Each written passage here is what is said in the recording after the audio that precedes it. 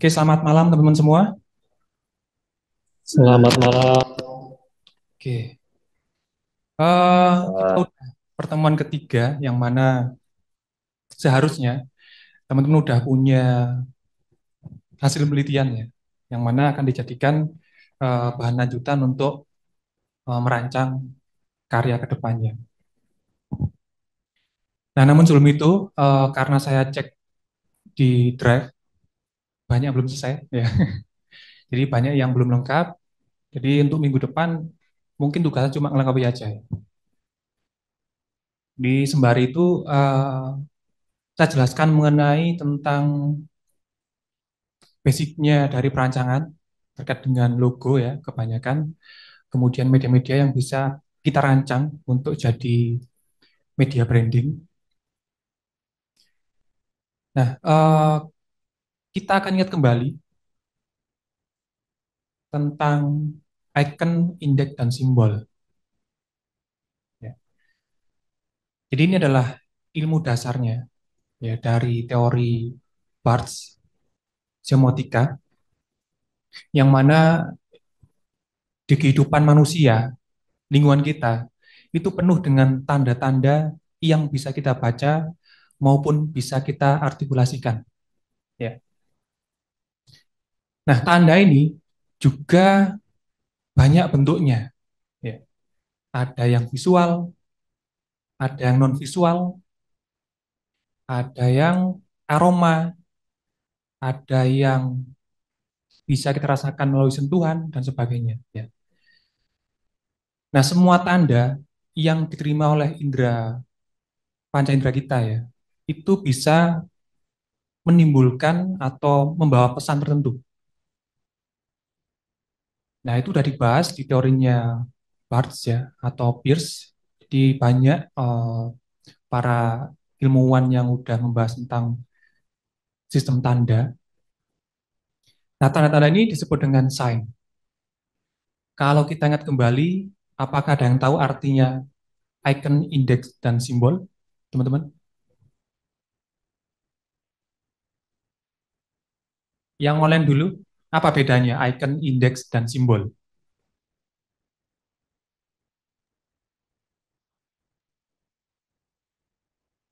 Izin menjawab Pak. Ya, silakan, Mas Faik.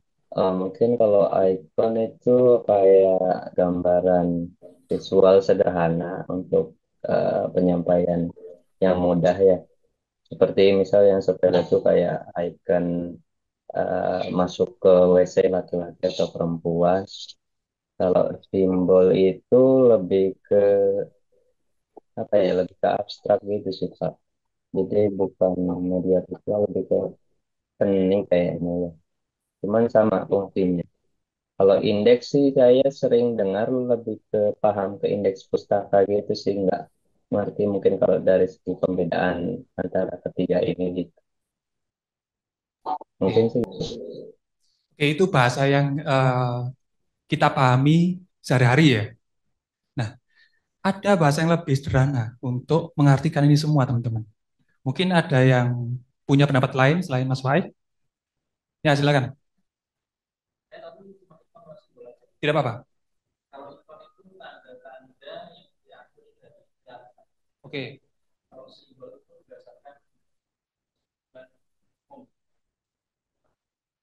Oke, ya. Kalau icon digambarkan dari realita. Kalau simbol dari persetujuan umum. Misalkan tengkorak adalah bahaya gitu. Oke, pendapat lain?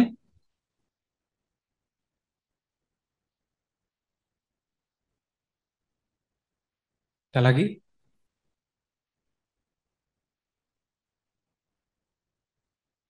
Yang ikut bahasa visual semester lalu? Silakan. Lupa? Oke.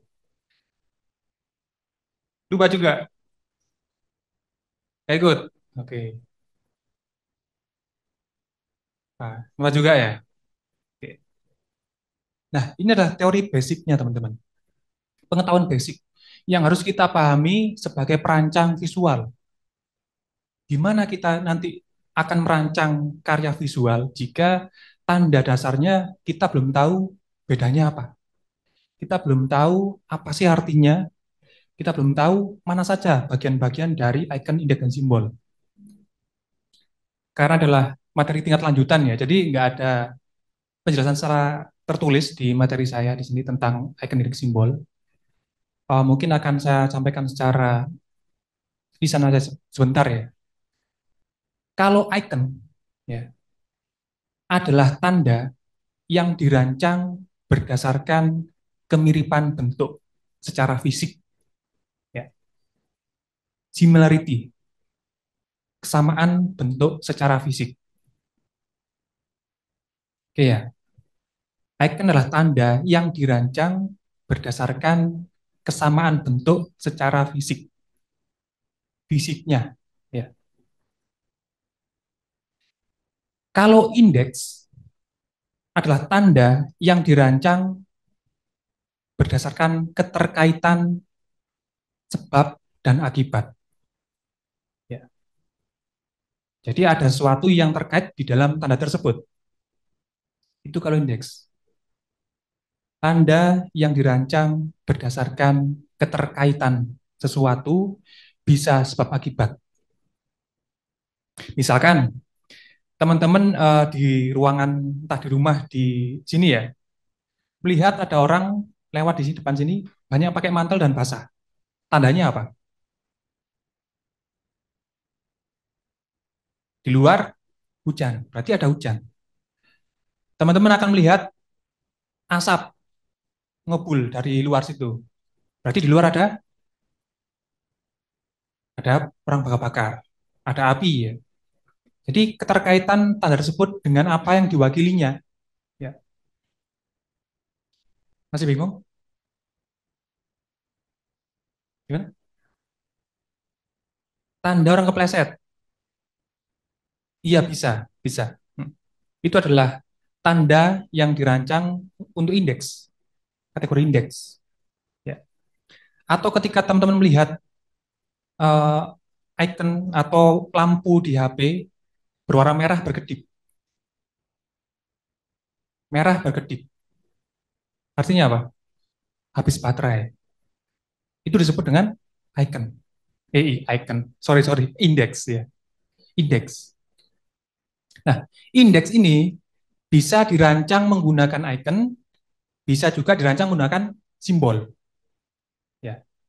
Jadi fokusnya bukan dari bentuknya, bukan dari makna secara luasnya, tapi tanda apa yang sedang ditangkap di indeks ini. Misalkan satu bar kotak baterai itu hijaunya cuma setengah. Artinya apa baterainya? Tinggal setengah. Ya. Jadi adalah indeks. Kebanyakan indeks tersebut itu berubah-ubah. Ya. Jadi tidak konsisten pada satu bentuk tertentu. Mungkin diikuti dengan perubahan bidangnya dan sebagainya. Oke ya, indeks ya. Kemudian kalau simbol adalah tanda yang dirancang berdasarkan kesepakatan. Entah kesepakatan dalam satu ruang lingkup kelas ini ya, kesepakatan dalam satu kampus, kesepakatan dalam satu kota, satu provinsi, satu negara, bahkan satu dunia. Ya.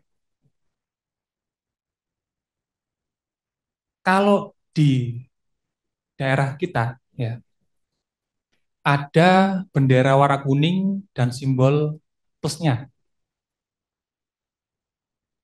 Artinya apa? Orang Orang orang meninggal. meninggal. Oke. Karena apa? Semua orang sudah menyepakati itu. Kalau bendera ini kita pasang di daerah Swiss sana atau Rusia ya, beda maknanya. Misalkan juga singa ya, bagi orang Malang adalah Arema ya.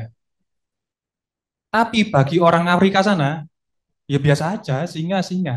Bahkan singa takut sama orang Afrika ya. Atau Garuda, burung semacam itu ya. Di Indonesia adalah hewan yang sangat agung, melambangkan Pancasila, negara Indonesia. Tapi bagi suku Eskimo, ya udah hewan peliharaan biasa kadang dimakan, ya udah gitu aja. Karena apa? Tanda tersebut adalah simbol yang disepakati di wilayah tertentu. Ya. Jadi kalau icon adalah tanda yang dirancang berdasarkan kemiripan bentuk secara fisik itu aja ya. Kalau indeks berdasarkan keterkaitan bisa sebab akibat. Kalau simbol tanda yang dirancang berdasarkan kesepakatan bersama. Minimal dua orang lah. Ya, ya. Contohnya lagi, ketika saya seperti ini, konteksnya adalah guru matematika, artinya apa? Dua, ya. Tapi ketika dalam peperangan antar SMA ya, ketika saya ngacu gini, artinya damai. Tapi ketika pilpres, ya, beda lagi kan? Jangan dibahas. Ya, jadi setiap tanda yang kita bentuk memiliki makna tergantung dari lingkungannya. Ya, tergantung dari suasana kapan tanda tersebut digunakan dan diletakkan. Kalau simbol, ya, karena kesepakatan. Kalau ada plus backgroundnya merah, artinya apa?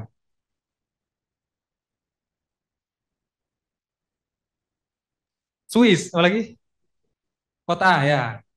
Jadi teman-teman langsung ngarah ke sana ya. Tapi kalau plus backgroundnya warna putih, plusnya hitam, backgroundnya warna putih.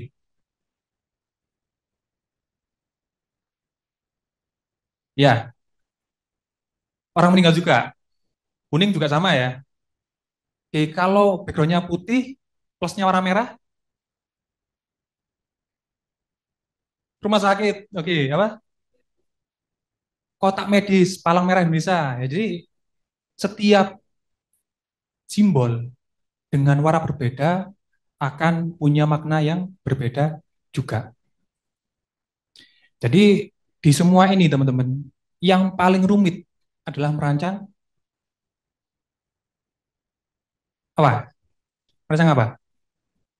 Simbol. Simbol. Oke, sama. Berarti yang online simbol, yang offline juga simbol. Benar teman-teman. Karena simbol membutuhkan pengalaman empiris, membutuhkan pengetahuan ke belakang, membutuhkan riset, membutuhkan literasi yang banyak untuk membuat simbol ini.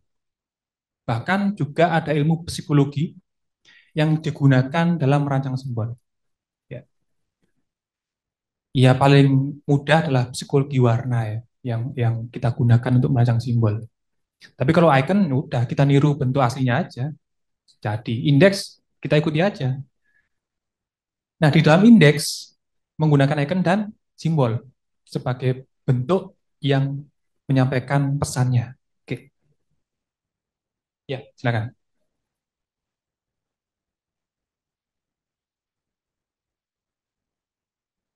Oke, rambu-rambu lalu lintas dirancang menggunakan semua ini. Jadi penerapan antara icon, indeks, dan simbol yang digabungkan jadi satu. Makanya ini adalah material kecil-kecil yang dijadikan bahan untuk merancang tanda di lingkungan sekitar kita. Ya. Jadi nggak harus satu digunakan, nggak. Jadi kalau lalu lintas itu menggunakan semua ini. Ada icon di dalamnya, ada indeks di dalamnya, lampu berkedip, ada simbol di dalamnya. Warna merah berhenti.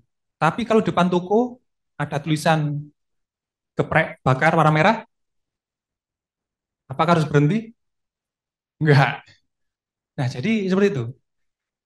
Sama-sama di pinggir jalan, sama-sama lampu warna merah, tapi punya makna yang berbeda. Dan warna merah kalau lalu lintas di semua negara pasti sama. Ya. Marka jalan di semua negara pasti sama. Oke. Untuk tiga ini harapan saya nanti teman-teman bisa belajar lebih dalam ya di bukunya Pierce, Roland Barthes, kemudian atau buku-buku yang ringan-ringan seperti bukunya Sumbo Buko, Semutika judulnya, Semutika Visual namanya. Atau yang paling berat, tapi bahasa Indonesia, bukunya Pak Yasraf Paililang. Itu cukup padat isinya. Oke ya, ini basicnya. Nah, sekarang kita akan mengenal istilah-istilah penyebutan tanda yang telah diaplikasikan. Ya, diaplikasikan di berbagai media. Yang pertama, ada yang namanya piktogram. Piktogram kebanyakan menggunakan icon sebagai representamen visualnya. Ya, contohnya seperti ini. Kalau kita lihat seperti ini, secara piktogram ya dimaknai sama. Ini apa? Sapi. Ya, udah itu aja, titik. Jadi sama. Icon sapi, ya artinya sapi gitu aja. Tanpa ada pesan lain yang dimaksud di dalamnya. Nah, kalau kita bicara piktogram, dia tidak berdiri sendirian, teman-teman. Dia satu paket, satu set, dan banyak sekali. Ya, bisa 9, bisa 50 icon yang divisualkan di situ. Nah, kumpulan-kumpulan ini disebut dengan piktogram, yang masing-masing mewakili sesuatu secara fisik.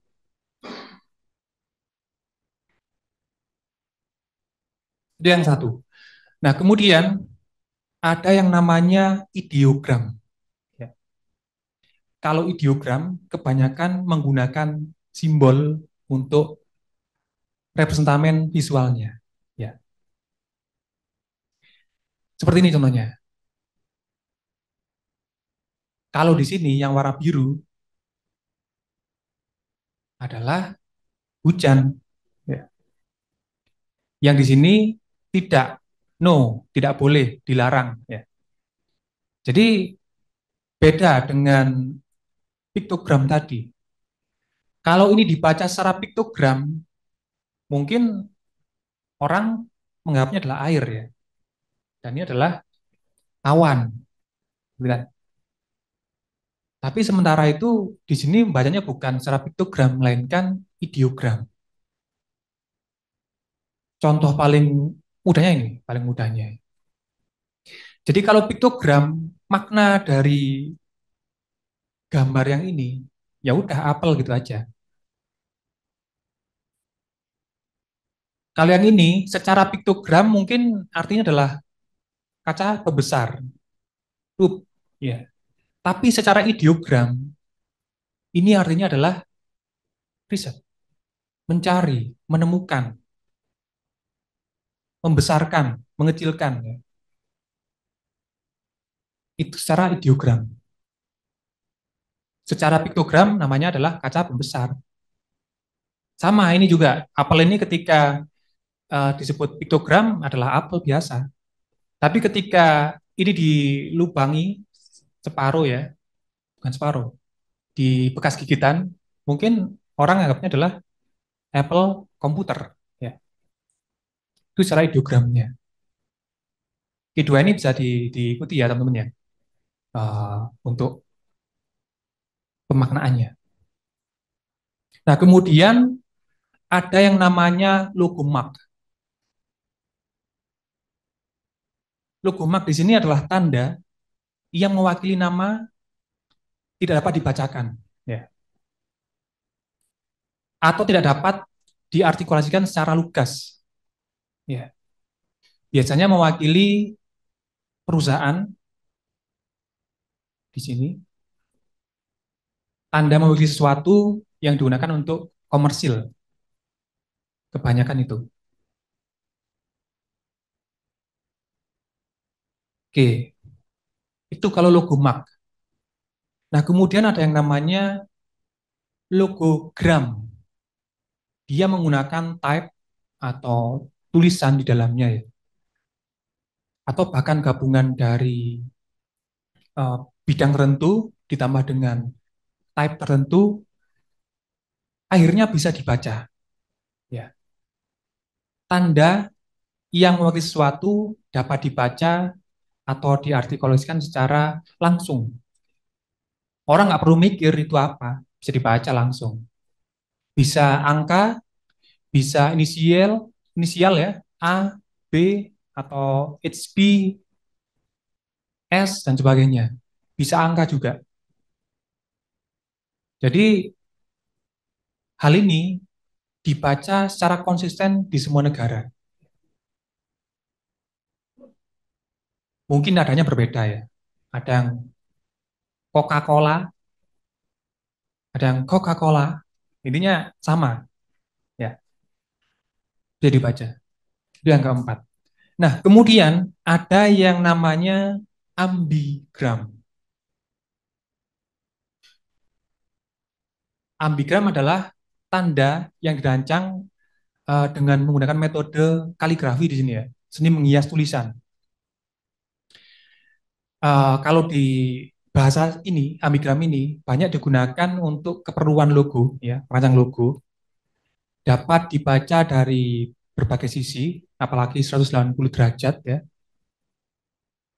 diputar-putar, contohnya seperti diputar. Bisa nggak ini diputar? Sama.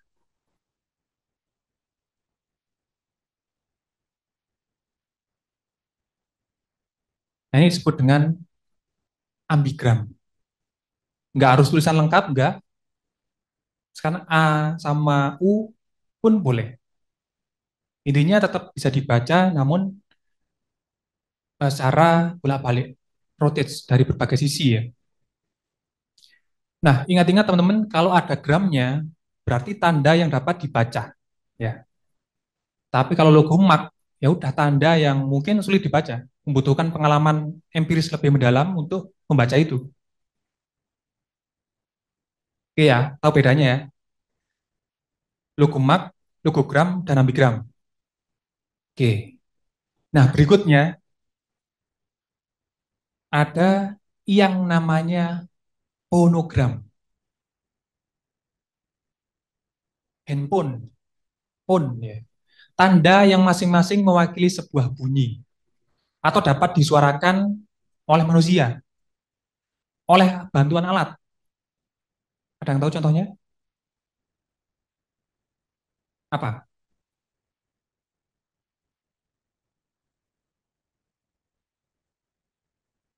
Apa tandanya? Nggak tahu. Ringtone itu, Pak. Ringtone. Iya. Tandanya apa ringtone?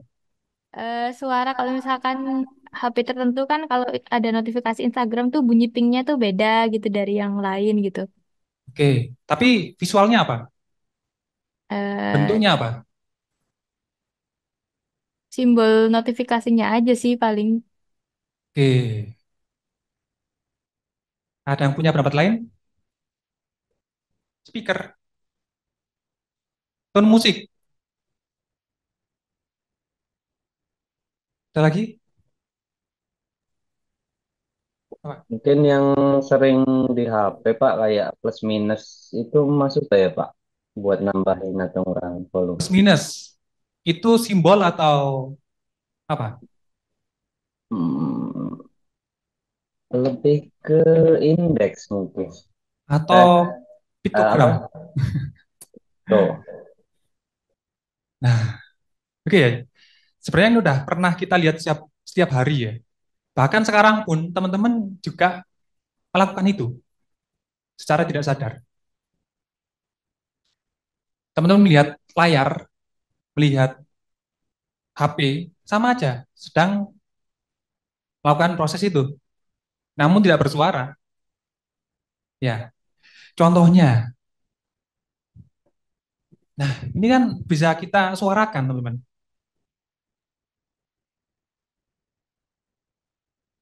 Ini adalah tanda yang pertama kali kita kenal sejak lahir. Yang pertama kali kita pelajari sejak lahir. Dan wajib kita suarakan di depan kelas, di depan orang tua, di depan orang yang mengajari kita.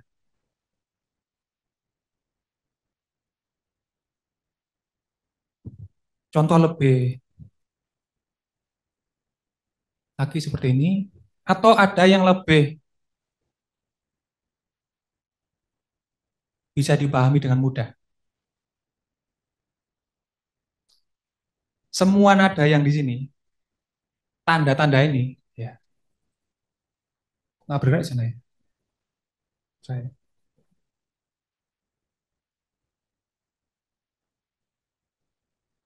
Jadi ada,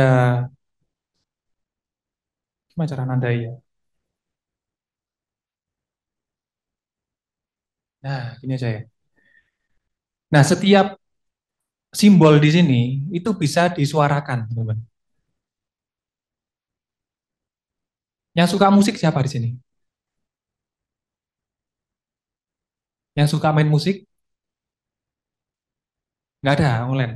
Yang offline juga nggak ada. Di setiap tanda ini ada suaranya masing-masing. Kalau ini adalah C dan G, ya. Untuk piano, banyakkan C dan G. Nah, C yang di sini, C middle, dengan C yang bawah, berbeda juga bunyinya, suaranya. Bahkan kita juga pernah diajari do, re, sampai do tertinggi juga. Kan bisa dibunyikan, disuarakan. Nah, sadar nggak teman-teman, kalau ini adalah cuma simbol sebenarnya, semua ini. Ya nggak? A, B, C, D sampai Z kan simbol semua. Dan bisa kita bacakan. Ya. Nah, simbol yang dapat dibaca dengan makna yang sama disebut dengan apa tadi? Pokok ada gramnya lah ya. Gramnya lah berhubungan dengan simbol yang dapat dibaca. Nah, kalau fonogram berarti simbol dapat dibaca dan disuarakan. Ya. Oke, dari enam ini apakah bingung, teman-teman? Itu istilah-istilahnya aja. Ya, silakan.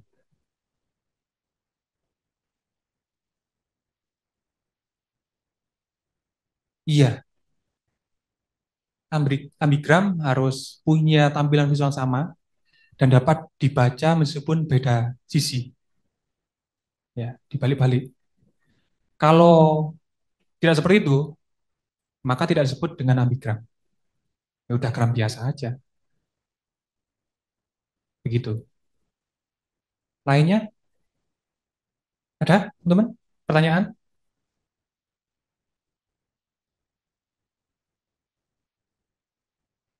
Nggak ada. Oke, saya lanjutkan.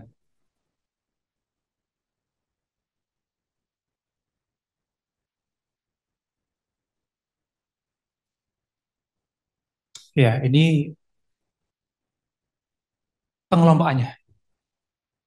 Nah, kemudian setelah kita memahami semua ini, teman-teman, kita akan masuk di bagian visual elemen, ya, dan tipe dari logo. Mengenai tipe, setiap buku pasti berbeda klasifikasinya ya. Pasti berbeda contoh visualnya, entah di buku ini kelompok logo Coca-Cola di sini, di buku yang C kelompok logo Coca-Cola kok yang di B ya. Jadi masing-masing punya penyebutan yang berbeda. Namun pada dasarnya sama ya.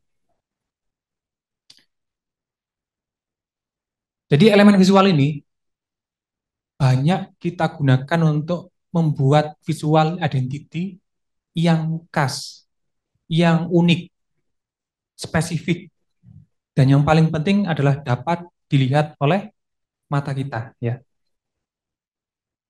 Nah, elemen ini harus menarik secara visual, harus punya perbedaan atau diferensiasi yang kuat dengan yang lainnya, dan wajib menyampaikan sesuatu yang sama dengan apa yang ingin kita sampaikan ketika membuat konsepnya. Jadi ada proses encoding dan ada proses decoding, ya. Nah, proses ini kalau di DKV membutuhkan media, ya. Jadi ada proses encoding melalui media, kemudian di encoding oleh target audience.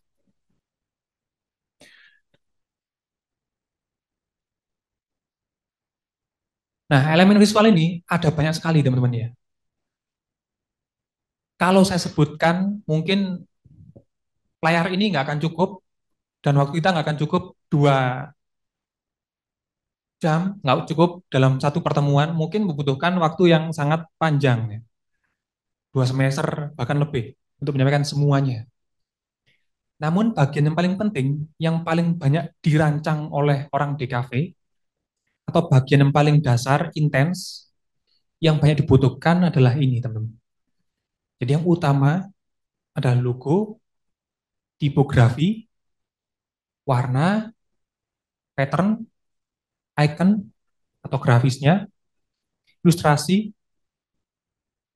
kemudian fotografi, videografi, kemudian maskot, ilustrasi kebanyakan yang ini ya, maskot ya. Kemudian motion, animation. Yang suka animasi, Pak, mungkin sangat jago di dalam ini. Tapi kalau untuk logo kan nggak terlalu rumit tuh buat animasinya. Oke, saya mulai dengan yang logo dulu, karena lebih banyak yang logo. Nah, sebelum teman-teman memahami struktur dari logo, jadi orang itu punya struktur, ada kepala, ada tangan, ada kaki, ada perut, dan sebagainya.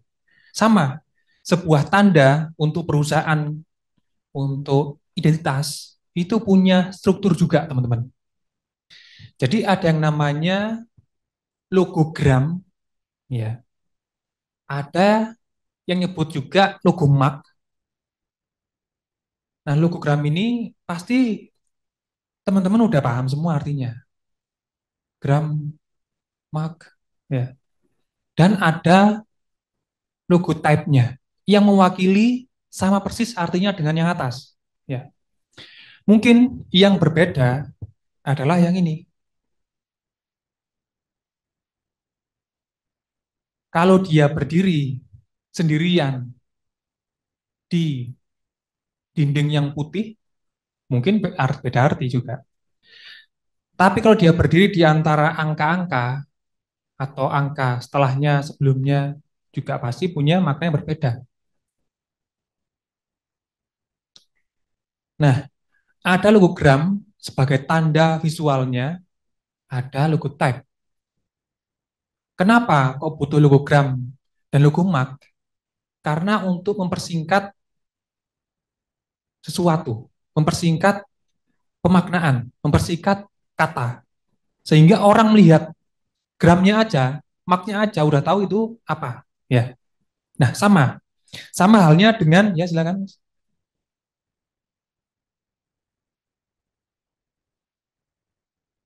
Kurang jelas, Mas. Gimana? Oke, silakan. Nggak apa. Saya tulis nama ya untuk absennya ya di grup ya.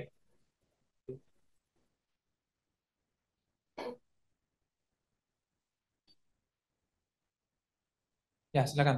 Tadi di jalan.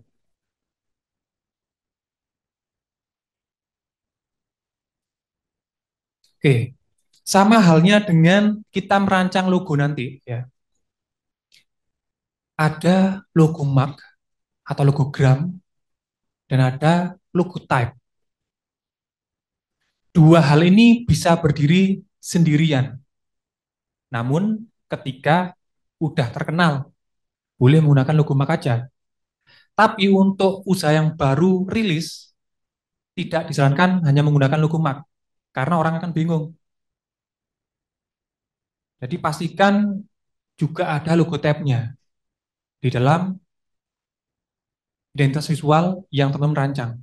Nanti kalau udah terkenal 10 tahun, 20 tahun, udah tahu semua, baru logo tab-nya tidak ditampilkan di produknya. Ya.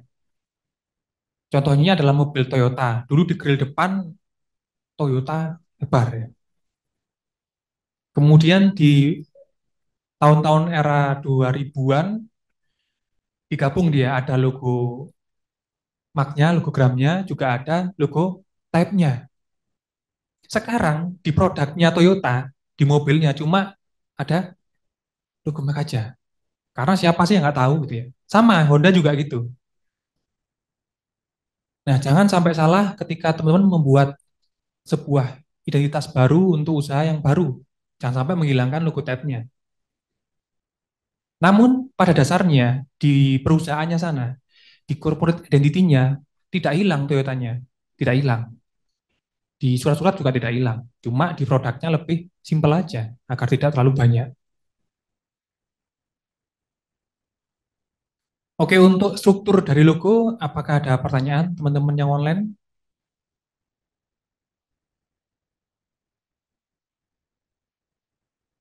Nggak ada. Oke. Yang offline, aman?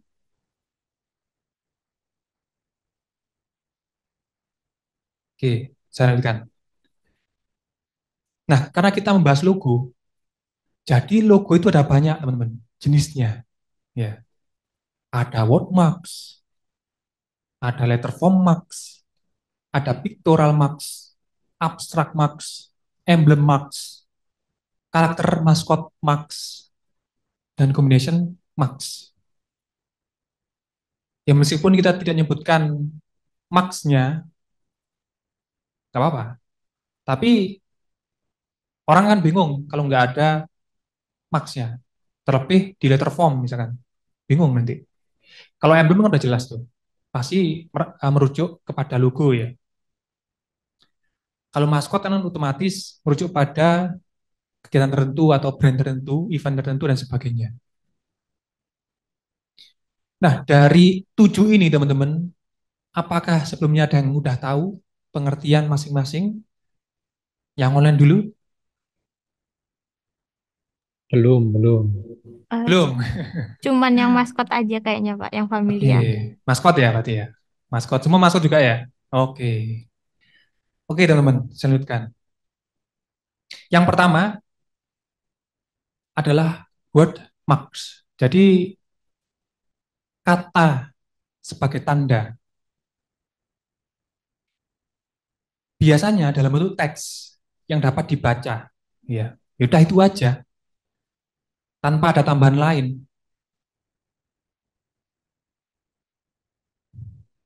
Contohnya apa? Ada yang tahu? Logo yang dalam bentuk word marks, cuma tulisan aja, tanpa ada ornamen lain. Coca-Cola, Pak. Suzuki, Coca-Cola, oke. Pocari, Apa lagi? Suzuki, Pocari, Sony, Suzuki, yakin Suzuki? Suzuki inisial sih dia Z gitu. Inisial. Oke. Oh, Sony mungkin Sony. Pak. Oke. Oke, udah benar semua ya.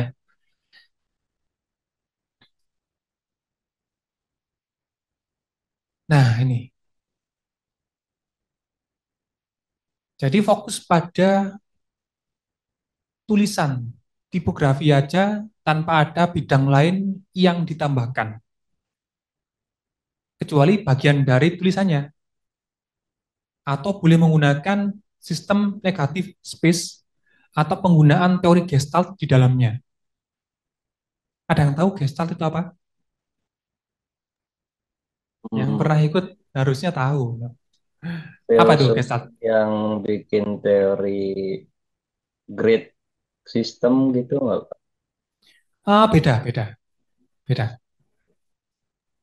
Oke, ada white space-nya ya. Itu yang diingat aja ya. Gestalt adalah teori psikologi, bukan orang di KW ya, orang psikologi yang diterapkan di ranah visual juga, non visual juga, intinya membaca tanda dengan psikologi yang ada. Contoh kalau di sini ya, ada anak panah di EX.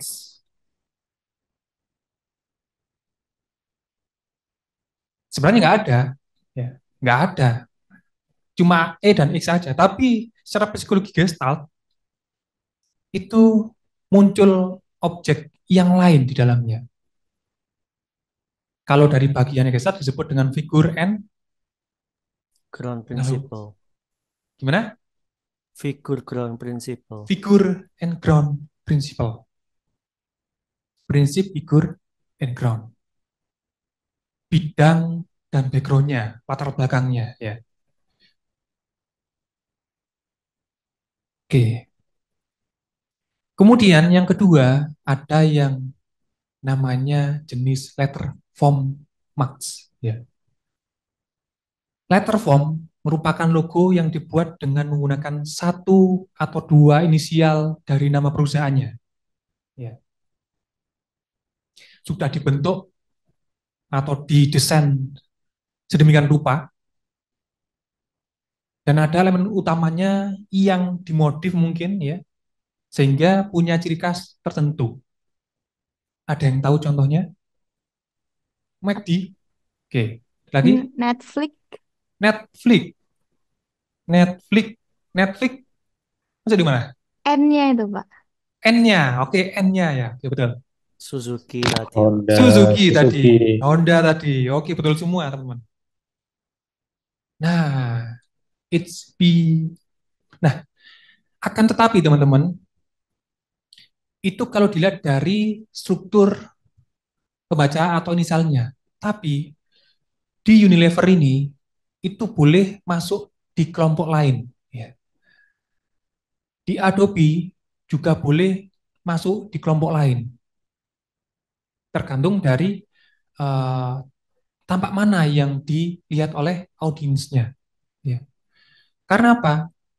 Di Unilever ini ada bidang yang membentuk U itu. Ada pohon, ada air, ada angin, ada apalagi itu daun, ada lipstik, ada burung, ada matahari, ada cairan, macam-macam.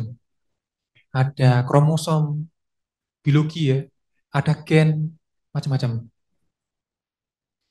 Yang ini, yang Adobe, itu sebenarnya bentuk abstrak, ya kan? Tapi ketika disatukan seperti ini, unsur figure and ground gestaltnya membentuk A di situ. Atau jangka, atau jari tangan yang sedang menggaris dan sebagainya. Jadi banyak pengertian dari logonya Adobe. Kemudian yang ketiga, ada yang namanya pictorial marks.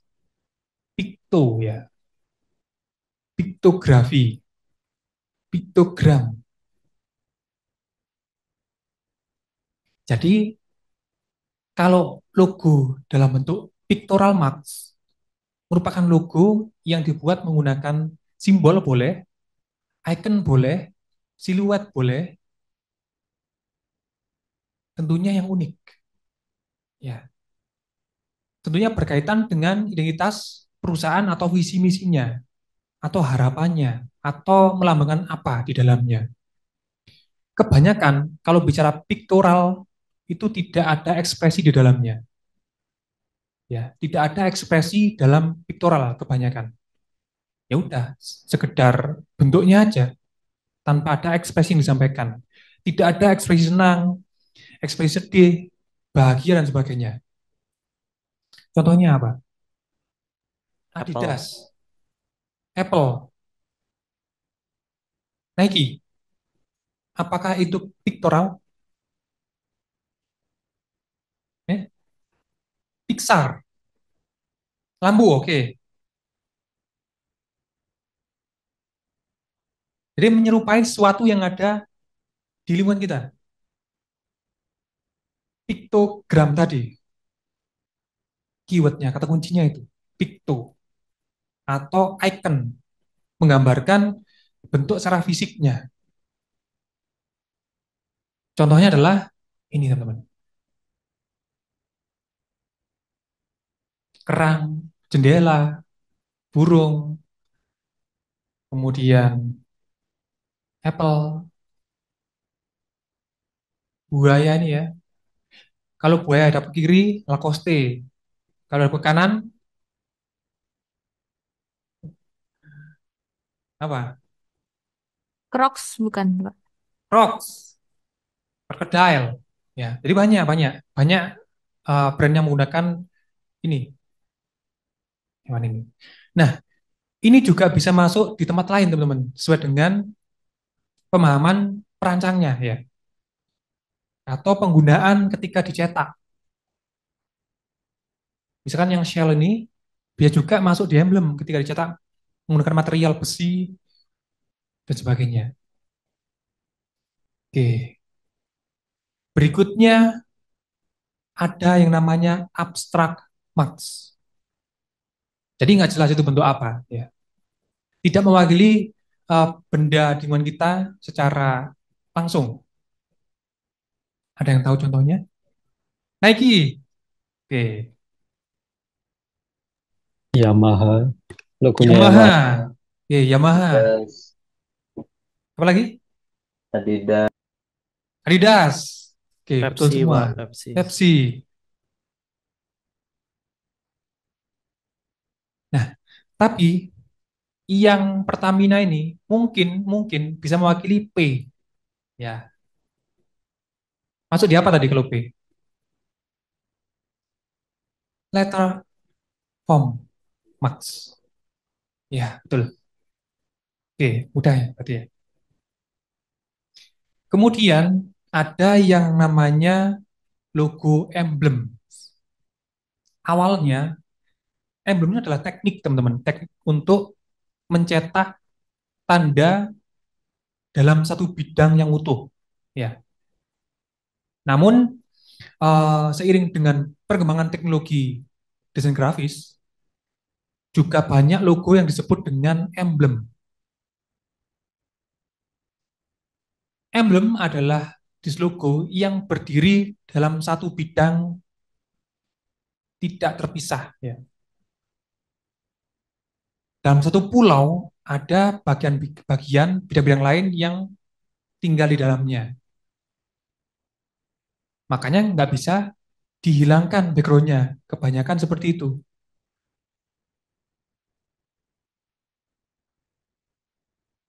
Contohnya seperti ini. Jadi mereka hidup dalam satu bidang. Ada bidang lain di dalamnya. Ya. Tapi di sini beberapa udah ada pengembangan desain ya. Termasuk yang Volkswagen sama yang Harley Davidson. Beberapa udah di redesign, banyak orang yang nyetak tanpa menggunakan background-nya, tanpa menggunakan bidang yang ada. Ya.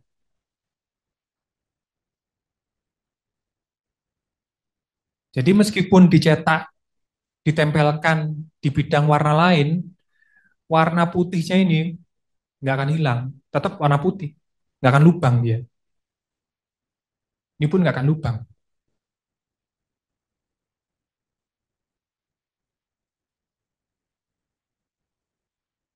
Kemudian ada yang namanya jenis logo karakter atau maskot. Nah, sesuai dengan sebutannya ya, kalau karakter atau maskot untuk otomatis ada ekspresi ya dalam logonya ya, entah senyum, ketawa, senang, sedih, nikmat dan sebagainya. Kalau sedih kayaknya enggak ada ya. Logo sedih itu enggak ada kayaknya. Jarang-jarang ya. Mungkin serem ada, logo serem ada. Nah, meskipun sedikit susah ketika disablon, kemudian di cutting stiker, buat stempel susah karena banyak warnanya ya, atau terlalu kecil-kecil bidangnya. Jadi tetap banyak disukai logo semacam ini. Terlebih untuk produk anak kecil, suka banget dengan dis logo yang ada karakter maskotnya.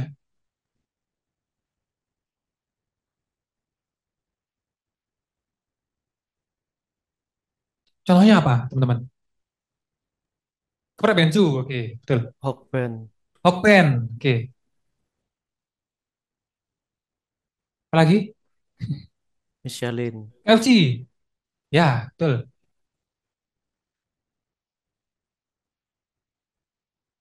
Ada ekspresi sesuatu yang hidup di dalamnya.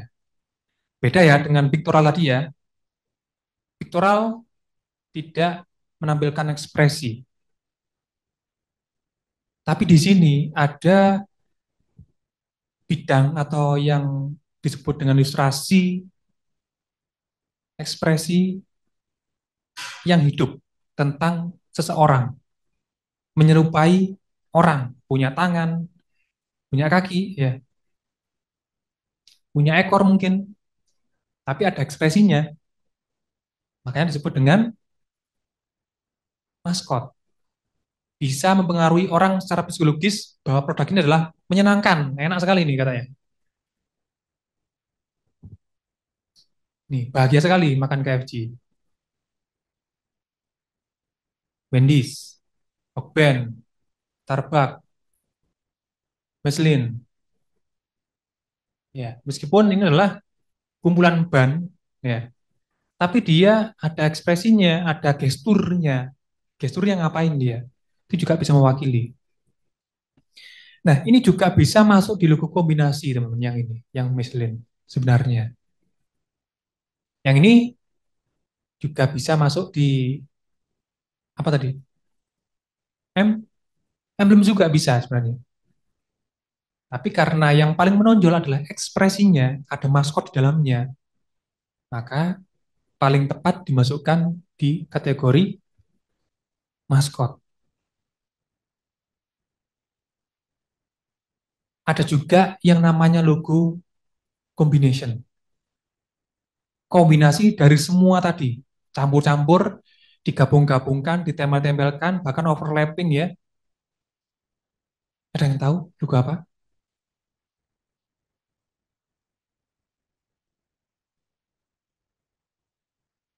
Nggak ada yang tahu, bingung kayaknya. Oke, logonya Doritos. Dia overlapping antara bidang, tulisan, shape yang di luar ya, overlapping semua. Ada outline-nya di situ. Doritos adalah logo brand produk ya. Jadi lebih rumit nggak apa-apa. Rumit pun nggak apa-apa. Kalau brand produk.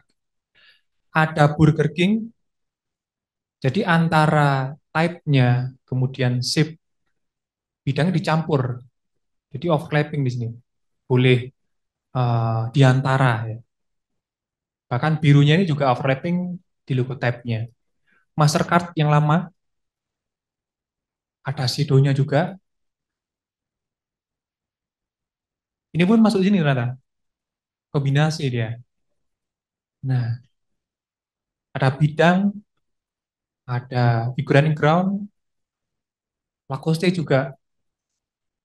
Dia antara senang atau sedih nih Lacoste. Atau memangsa target audiens ini ya. Dia juga masuk piktogram. Dia juga bisa jadi maskot sebenarnya. Jadi disebut dengan kombinasi. Makanya teman-teman ketika merancang logo, jika bingung ini masuk apa ya, pilihannya masuk kombinasi lebih lebih gampang, lebih aman lah ya, lebih tidak menimbulkan pertanyaan gitu. Oke, dari jenis-jenis logo ini apakah ada pertanyaan teman-teman yang online dulu? Tanya Lanjut, Pak, Pak. tanya. Oke, silakan, Mas. Di logo Yamaha yang sekarang kan ada dua versi untuk Ya, musik sama motor. Pada zaman dulu logonya cuma satu dan satu warna. Nah, apakah diversifikasi warna sekarang kalau nggak salah satunya biru, satunya putih, itu termasuk jenis apa berarti Pak? oke. Pertanyaan yang bagus. Jadi, secara teknisnya ya, di ranah desain, hitam, putih, dan warna material itu bukan termasuk kategori warna. putih dan hitam bukan warna sebenarnya. Kalau kita sebagai seorang seni atau desain ya, putih dan hitam bukan warna. Melainkan adalah apa? Intensitas cahaya. Makanya semua logo boleh dibuat warna monokrom, boleh dibuat warna putih, boleh dibuat warna hitam. Tergantung dari medianya apa. Atau boleh divisualkan menggunakan material besi, stainless steel, aman nggak apa-apa. Batu, warna batunya langsung emas, gold ya, silakan. Atau akrilik, bening. Jadi mengacu pada materialnya itu boleh. Jadi hanya menambahkan bentuknya kalau di material. Anda punya logo warna merah, konsisten merah. Dia boleh berubah warna jadi putih atau hitam secara keseluruhan yang disebut dengan warna monokrom. Ya, makanya jangan eh, kaget kalau banyak di lingkungan kita, padahal ya mahal biru loh, tapi kok jadi putih. Nah, padahal Lifebuoy merah, tapi kok jadi itu sekarang putih.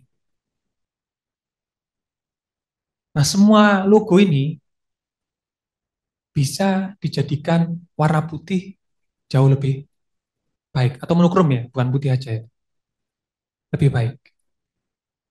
Kalau Doritos dijadikan monokrom, warna apa itu? Jadi sulit sekali. Logo-logo emblems kombinasi itu sulit untuk dijadikan warna hitam putih atau monokrom. Yang Burger King bisa dia, karena dia terpisah, bidang-bidangnya terpisah. Mastercard sulit, Lacoste bisa, tapi lidahnya hilang atau dibuat negatif jadi hilang juga dia. Adobe sangat bisa sekali, Doritos nggak bisa. Jadi seperti itu Mas. Jadi warna putih konsisten boleh nggak apa. Makanya banyak brand-brand besar yang tua-tua ya, Nike, Adidas, lagi. Mereka menggunakan warna putih logonya. Karena apa? Mereka lebih bisa memilih banyak warna untuk diterapkan di produknya. Kemasan warna biru is oke, logoku putih kok ya. Kemasan warna merah oke aja, logoku putih kok. Kemasan warna apapun akan masuk ketika logonya warna putih atau hitam. Mereka cari aman. Apple warna apa? Monokrom dia. Dia warna monokrom. Makanya ketika di wallpaper, ketika ditempelkan di semua kendaraan apapun itu, ya, HP apapun itu warnanya, logonya tetap konsisten warna monokrom. Tapi itu tantangannya sangat tinggi ketika kita menggunakan warna monokrom. Harus benar-benar kuat dulu bentuknya. Makanya Apple dulu warnanya nggak monokrom. Pernah juga warna-warni pelangi ya. Pernah juga warna chromium. Akhirnya sekarang warna putih atau monokrom. Silver pun dia gunakan. Karena monokrom kan nggak putih aja. Apapun masuk monokrom. Ya, begitu. Ada lagi pertanyaan? Ya. Wall. Oke.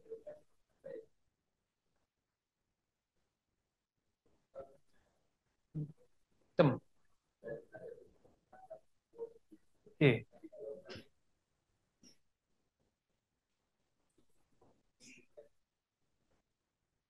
Disney.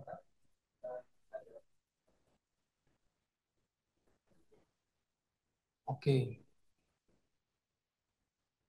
Bisa. Jadi ada yang namanya submark logo. Submark logo. Logo yang digunakan dengan kondisi tertentu. Ketika bidang tersebut tidak cukup, misalkan ketika ada kondisi lain, ketika dibutuhkan untuk kegiatan branding lainnya. Jadi beberapa perusahaan juga menciptakan submark logo. Seperti itu tadi contohnya, punya bentuk tersendiri untuk digunakan secara tidak penuh, boleh. Nah, terkait dengan warna, elemen sparkling lain, Disney juga menggunakan warna biru pernah ya. Warna emas kuning juga pernah. Mereka mengambil warna-warna kemegahan karena mengangkat cerita tentang dongeng, dan warna emas pun diperbolehkan karena material alam, membentuk unsur material dari alam. Itu boleh. Terkait dengan sparking yang bergerak, itu adalah masuk motion. Jadi logo ini akan sangat bagus, sangat baik jika dimotionkan. Tapi ketika endingnya, stopnya, harus logo yang sebenarnya. Nggak boleh potongan dari motion tadi.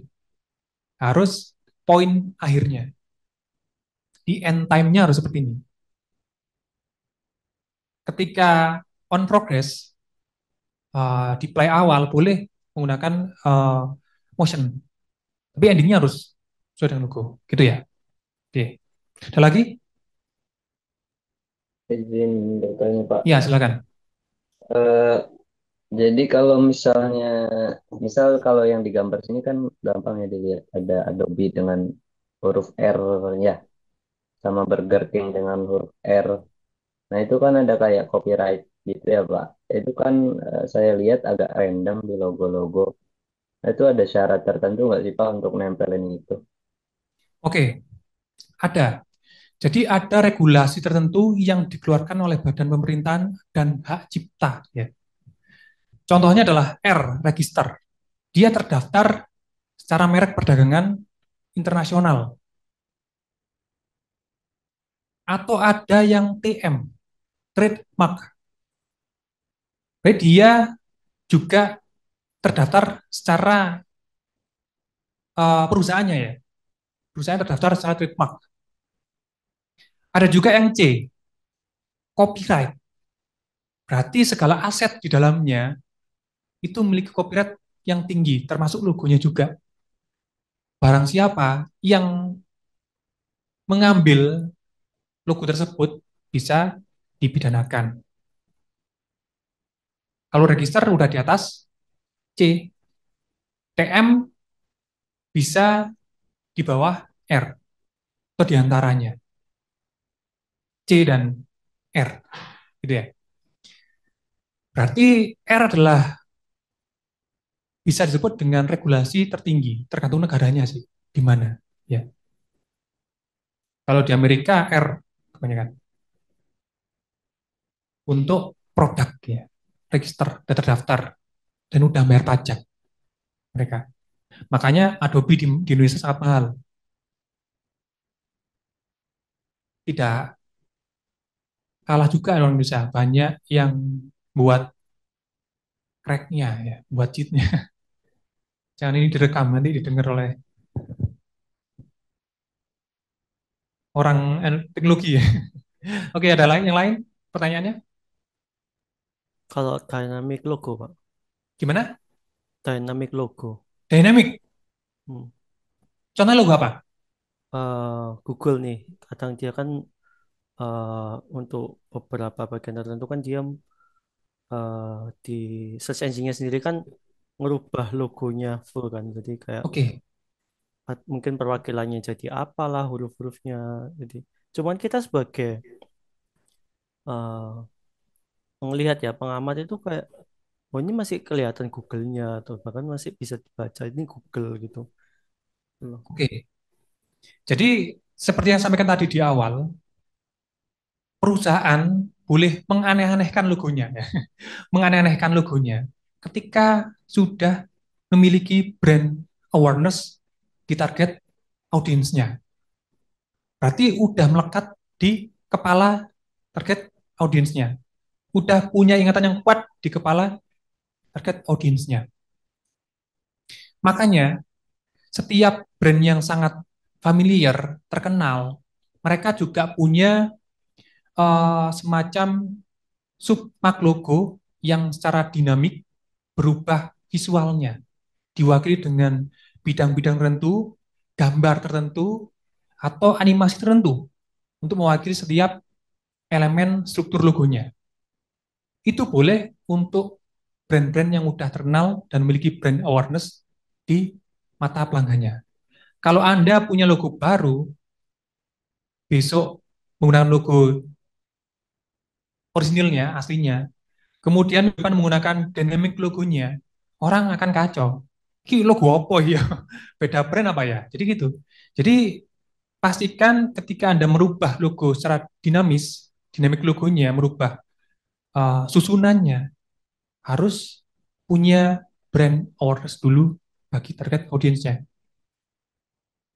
Itu juga disebut sebagai submark secara dinamik. Begitu, Mas.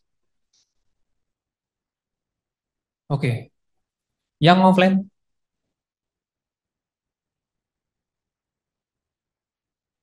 baris ketiga. Baris ketiga. Kedua ya, nggak ada ketiga ya.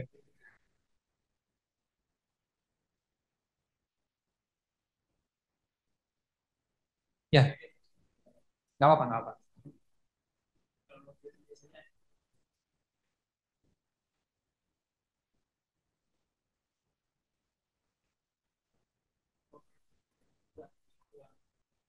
Oke. Perusahaan mengganti logo, faktor apa yang mendasarinya? Yang pertama, ada faktor perkembangan zaman. Kedua, ada faktor perubahan segmen. Ketiga, ada faktor kerjasama yang baru dengan yang lainnya. Keempat, ada faktor perubahan visi misi. Intinya, itu masuk di rebranding. Ya. Berarti ada perubahan hal lain di dalam perusahaan tersebut. Entah perubahan perubahan segmennya atau positioningnya diperluas atau diperkecil, dipersempit. Nah, semua faktor ini yang melandasi perubahan-perubahan di dalam perusahaan akan divisualkan juga melalui logonya, meskipun minor. Nah, perubahan ini ada yang dinamakan revolutionary, ada yang dinamakan juga evolutionary. Ada yang berubah secara masif, ada yang berubah secara global, secara semua berubah. Kalau yang secara skala kecil sebutnya ya, skala kecil dan besar. Skala kecil biasanya cuma redesign aja, karena tampilan udah usang warnanya, udah nggak relate dengan tahun sekarang warnanya, atau warnanya menyinggung kelompok tertentu karena warna pelangi, ya kan bisa kan? Makanya ada perubahan dari segi warnanya. Jadi seperti itu. Ada faktor yang melandasi, bisa berubah, segmennya berubah, kemudian teknologi yang berubah, perkembangan zaman berubah, visi misi berubah dan sebagainya. Makanya disebut dengan revolutionary. Dia selalu berevolusi menjadi yang terbaik dan mengikuti perkembangan zaman. Tapi Coca-Cola sangat konsisten dengan logo klasiknya. Dia simple tanpa ada logo mark, cuma logo tab aja yang disebut dengan logogram tadi ya. Dengan warna yang khas, warna merah, sampai sekarang masih eksis. Tapi Coca-Cola juga punya submark logo untuk produknya. Biasanya ditulis dengan coke gitu aja. Ya, pernah lihat? Coke warna hitam. Dia juga punya submark logo akhirnya. Dia juga pernah melakukan eh, semacam itu tadi, dynamic logo pada kemasannya. Ada leher jerapah di kemasan yang lebih tinggi. Nanti saya tunjukkan. Ya, lebih banyak isinya ya, selain gitu. Tapi menggunakan logonya. Oke ya. Oke, saya lanjutkan karena materinya masih tinggal 40 slide. Enggak. Berikutnya tentang tipografi. Saya rasa ini adalah hal basic ya, yang nggak perlu kita pelajari secara lebih dalam. Intinya, kalau merancang visual identity, ada dua hal yang paling wajib kita perhatikan. Harus readable, mudah dibaca, bisa dibaca ya, semua orang, dan ada legible, dikenali oleh orang lain. Oh ini fontnya Coca-Cola ini. Ya. Oh ini fontnya Apple. Oh ini fontnya brand A, brand B dan C. Jadi masing-masing punya keunikan dari bentuknya. Itu adalah legible, mudah dikenali. Bahkan menggunakan tiga inisial aja. Misalkan inspired panjang ya, cuma menggunakan INS PRD itu aja. Punya submark logonya. Juga bisa dikenali bahwa adalah produknya inspired. Oke, ini kayaknya tidak perlu dijelaskan lebih lanjut ya. Kemudian ada yang namanya warna untuk kita pahami di visual identity. Dan ini juga udah teman-teman pelajari, saya yakin. Cuma mengingatkan kembali, ya, di ranah desain, apalagi percetakan dan digital saat ini, teman-teman ya. Mungkin kalau dulu kita belajar warna primer untuk cat, ya, sekunder, tersier, dan sebagainya. Tapi sekarang kita harus mengembangkan keilmuan kita bahwa ada kelompok warna yang dinamakan additive color dan subtractive color. Kalau yang aditif adalah warna cahaya, ketika semua dicampurkan menjadi warna putih. Nah, tapi kalau yang subtraktif, semua dicampurkan menjadi warna hitam 80%. Ya. Saya yakin yang dipercayakan udah paham itu ya. Makanya di warna printer membutuhkan warna K. Apa itu K? Ki, K itu warna ki atau hitam. putih atau hitam. Oke, bukan hitam ya. K itu bukan black.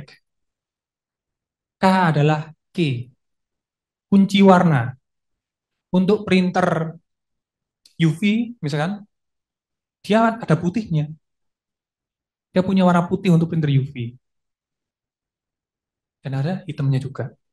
Kalau cuma mengandalkan warna CMY, nggak bisa. Hitamnya akan pudar ya. Cuma 80%. Makanya solusi ketika teman-teman punya printer, hitamnya habis, udah gunakan CMY aja di settingan. Pasti akan keluar warna hitam tapi nggak 100%, cuma 80% aja. Ya gitu ya, ini mudah ini.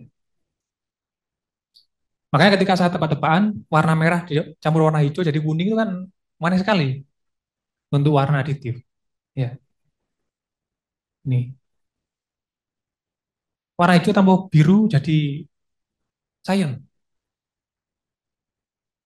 Kan ini yang paling orang nggak percaya itu warna merah campur warna hijau. Jadi warna kuning itu orang banyak nggak percaya. Makanya ketika teman-teman punya kristal, kalau di bawah matahari, dia akan ada warna merah, ada warna hijau, ada warna biru, bahkan ada warna sekunderinya di sini. Matahari sebenarnya kan warna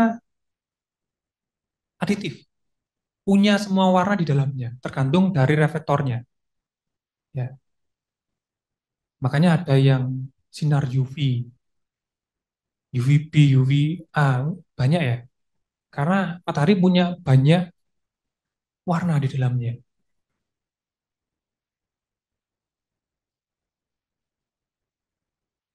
Ada yang namanya pattern. Ya, ada yang tahu bedanya pattern dengan super grafis?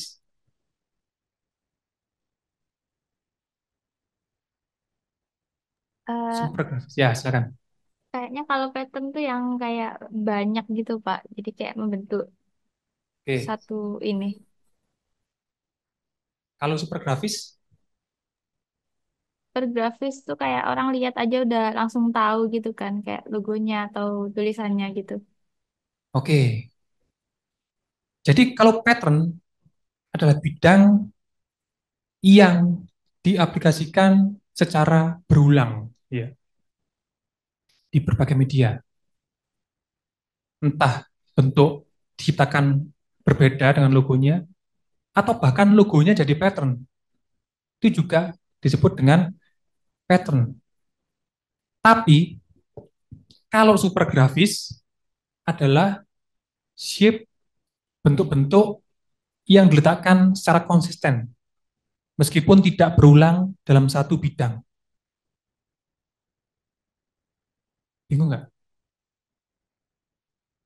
Bentuk-bentuk shape bidang-bidang yang diletakkan secara konsisten di berbagai media, meskipun tidak berulang dalam satu bidang.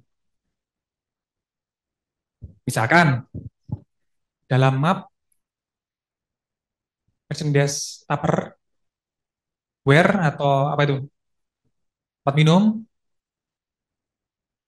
name card, semua bidangnya sama bentuknya, warnanya sama, ada birunya, ada kuningnya, ada birunya, ada kuningnya, dengan bidang yang sama bentuknya, semua melingkar-melingkar, situ melingkar, dan sebagainya.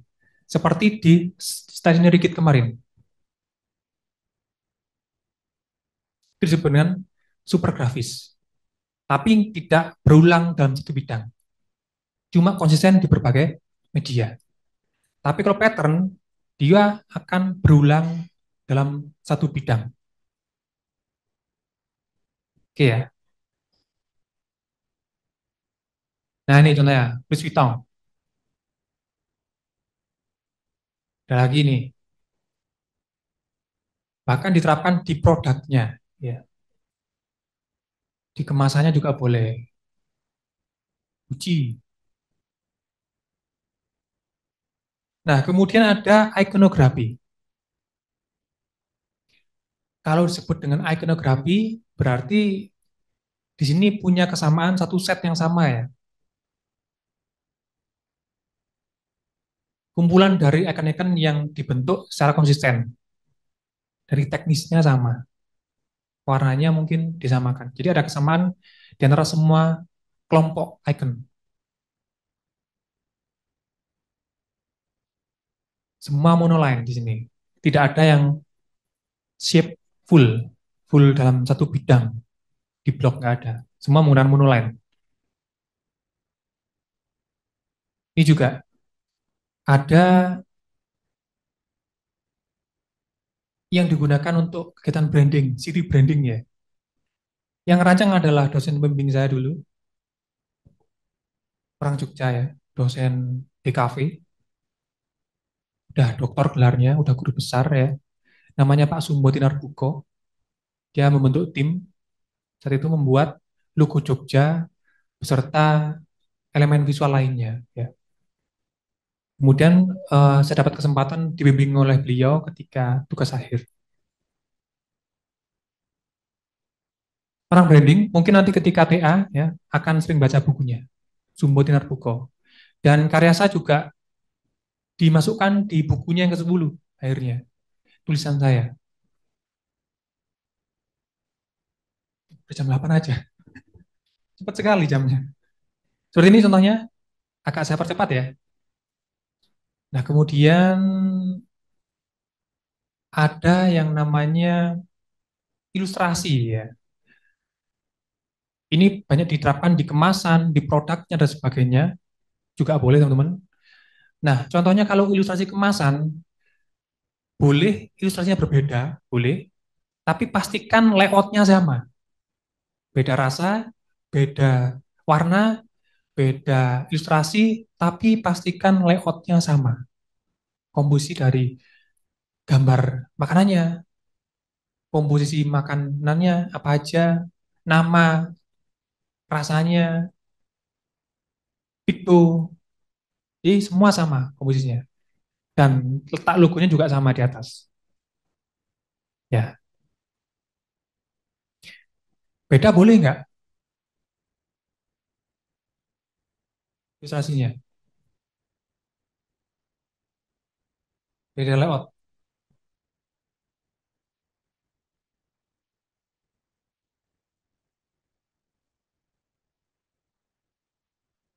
suka-suka desainernya. Gitu, boleh. Sejauh ini kebanyakan mereka konsisten di layout, teman-teman. Ya. Tapi contoh lain seperti ini, bagaimana nih? Beda gambarnya, tapi tetap punya layout yang sama. Dia punya shape yang putih di kemasan botol ini. Ya, shape yang putih.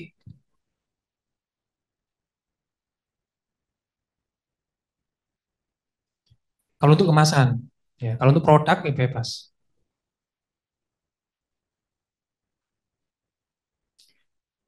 Kemudian ada fotografi atau videografi di dalamnya ya. Intinya untuk advertising, silakan nanti teman-teman merancang ini juga boleh.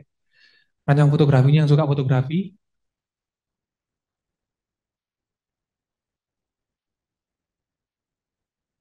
Nah ini, ada dua poster.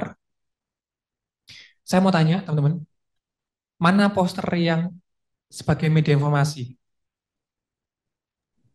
Coca-Cola, Coca-Cola, informasi. isinya lebih banyak. Lebih banyak. Oke. Berarti informasi itu ya? Oke. Mana yang promosi? Adidas sama Coca-Cola juga sih, Pak. Coca-Cola juga. Iya. Gimana yang offline? Sama. Sama. Yang Adidas apa berarti? Promosi pakai atlet terkenal kan itu. Oke, promosi juga berarti. Berarti bedanya apa? Promosi dan informasi.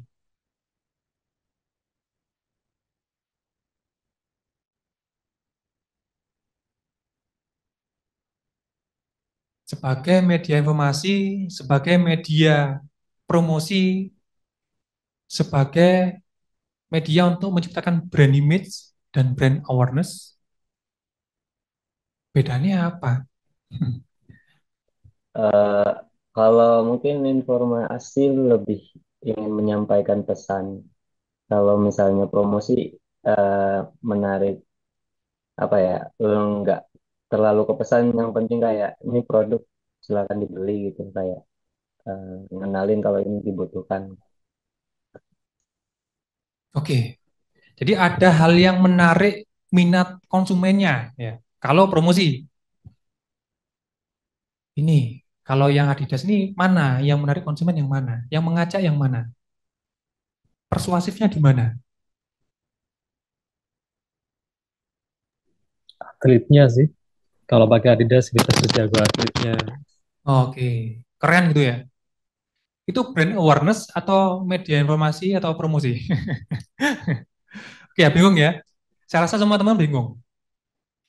Jadi intinya teman-teman, kalau dalam sebuah media promosi itu harus ada sesuatu yang bersifat mengajak atau membuat orang itu tertarik di dalamnya ya. Persuasif ya. Kalau media promosi, kalau media informasi kebanyakan hanya untuk brand awareness saja ya udah. Mengingatkan orang ini loh ada brand Adidas. Sehingga orang akan lupa dengan itu. Sehingga mereka ngerasa setiap hari ada. Lihat itu ngerasa masih hidup brandnya ya. Yang Adidas itu adalah brand awareness.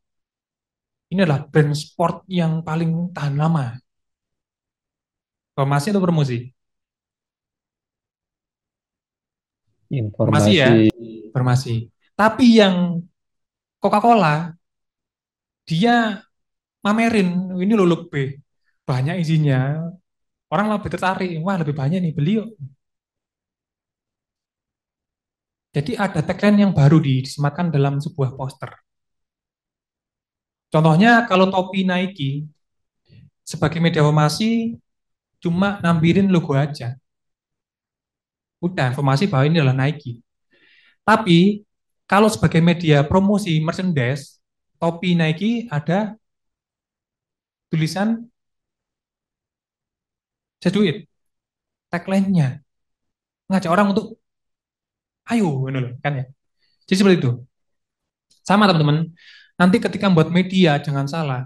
Sebagai media informasi, promosi, atau brand image, bahkan brand awareness. Oke ya. Kalau ini sebagai media apa?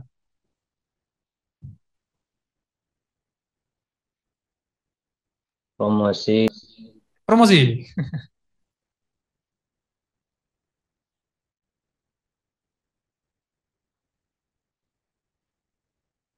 Ya udah brand awareness saja. Mungkin bisa promosi, promosiin produknya. Ini seri apa ini? Ya, mungkin baru gitu ya. Oke, berikutnya ada yang namanya maskot, teman-teman. Kalau kita bicara maskot, berarti ada tangannya, ada kakinya ya, ada ekspresi yang muncul dalam maskot tersebut. Entah marah, entah sedih, entah lucu, dan sebagainya. Contohnya yang paling viral saat itu, ya ini adalah maskot Oppo dan Vivo, dua saudara kembar yang saling bermusuhan ya. Mereka menggunakan maskot tersebut sebagai media branding, ya. Media branding, media untuk menarik minat atau eh, apa ya, perhatian dari audiensnya. Mereka ketika di mall bertarung satu antar lain ya, sehingga menarik menarik perhatian orang lain. Sehingga nama Oppo dan Vivo semakin diingat oleh orang, punya brand awareness di hatinya masing-masing.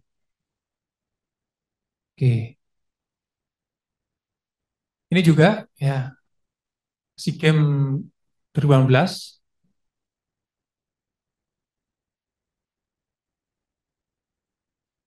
Kemudian ada yang namanya motion animation yang Anda tanyakan tadi ya. Jadi logo akan tampak lebih menarik, membuat orang akan melihat itu secara terus-menerus, kinerjanya seperti apa ketika dirancang motionnya.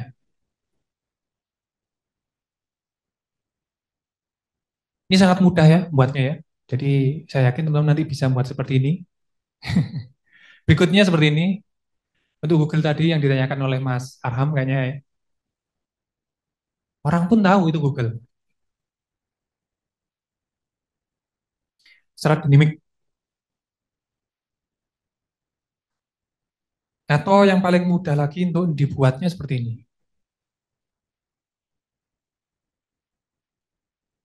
Ya, ini disebut dengan motion. Kalau 2D cukup cepat ya buatnya, mungkin nggak sampai setengah jam. Ya, yang animasi gimana? Ya, lumayan kompleks. Kan sekarang udah ada preset. Tinggal unggah logonya dibuat preset aja.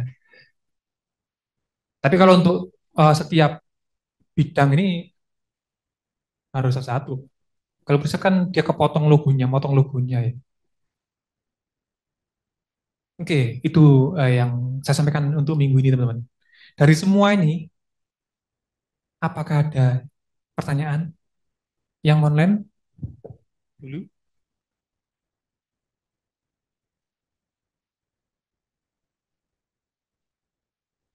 Saya ingin dengar suaranya Mas Deniar Arjun.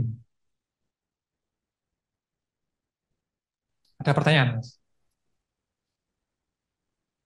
Untuk yang tugas kemarin itu bulannya lewat mana ya? Nggak dengar ya? Suaranya gema, Mas. Halo. Ya, baru jelas. Untuk yang tugas kemarin itu pengumpulannya lewat mana? Tadi saya share menggunakan di grup, nanti melalui Google Form. Apakah udah masuk di grup, Mas Arjun? Bentar, bentar. Atau bisa mengakses filenya di deskripsi grup. Itu ada pengumpulan tugas dan ada file materi.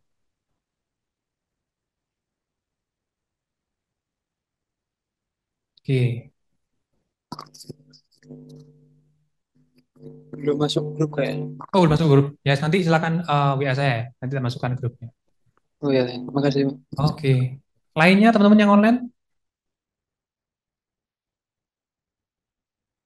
Ya, silakan. Udah oke apa angkat tangan tadi? Mas? Oh, oke. Oke, kayaknya cukup jelas ya. Ya, yang online ya. Yang offline. Pengen dengar suaranya yang enggak itu apa? Belum ada pertanyaan. Oke, kalau begitu, saya punya pertanyaan. Boleh ditulis di kertas, boleh diketik, boleh dicoret-coret dimanapun itu ya, terserah wis. Boleh difoto, dikirim ke saya nanti kalau udah selesai, bebas. Yang paling mudah aja untuk dikerjakan ya. Nah, dari semua yang saya sampaikan tadi, silahkan disampaikan melalui tulisan ya, dikirim ke saya. Apa yang diingat dan mana yang lupa, tulis saja. Saya ingat yang ini dan saya lupa yang ini, itu aja. Pak, Ya, itu kalau misalkan tadi itu nge-note gitu ya, terus dikirim note-nya aja gitu, nggak apa-apa atau perlu nulis lagi kayak kesimpulan gitu? tidak apa-apa, tidak apa-apa.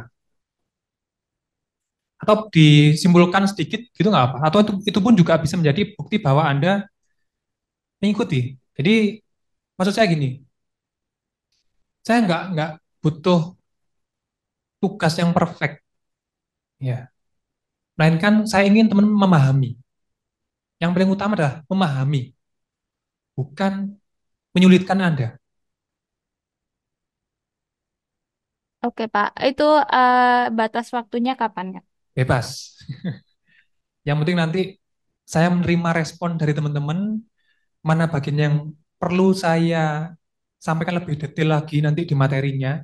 Mungkin nggak saya jelaskan ya, cuma saya unggah di eh, drive. Jadi ada materi tambahan untuk saya unggah di drive. Untuk itu aja sih, untuk mengetahui bahwa materi A kurang didapat oleh teman-teman yang banyak, materi B udah cukup. Seperti itu. Silakan. Eh, Tadi kan membahas soal logo ya. Oke. Apa bedanya kayak antara logo terus eh, sama kayak lambang kan juga lumayan mirip gitu. Pembedanya apa? Oke. Saya bukakan materinya.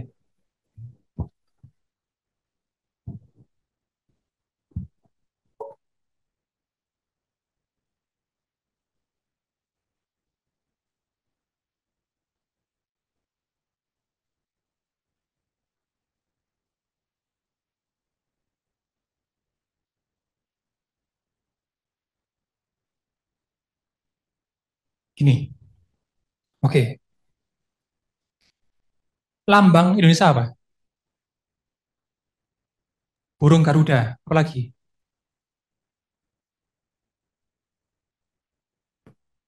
Apalagi? Selain burung Garuda, yang melambangkan Indonesia itu apa?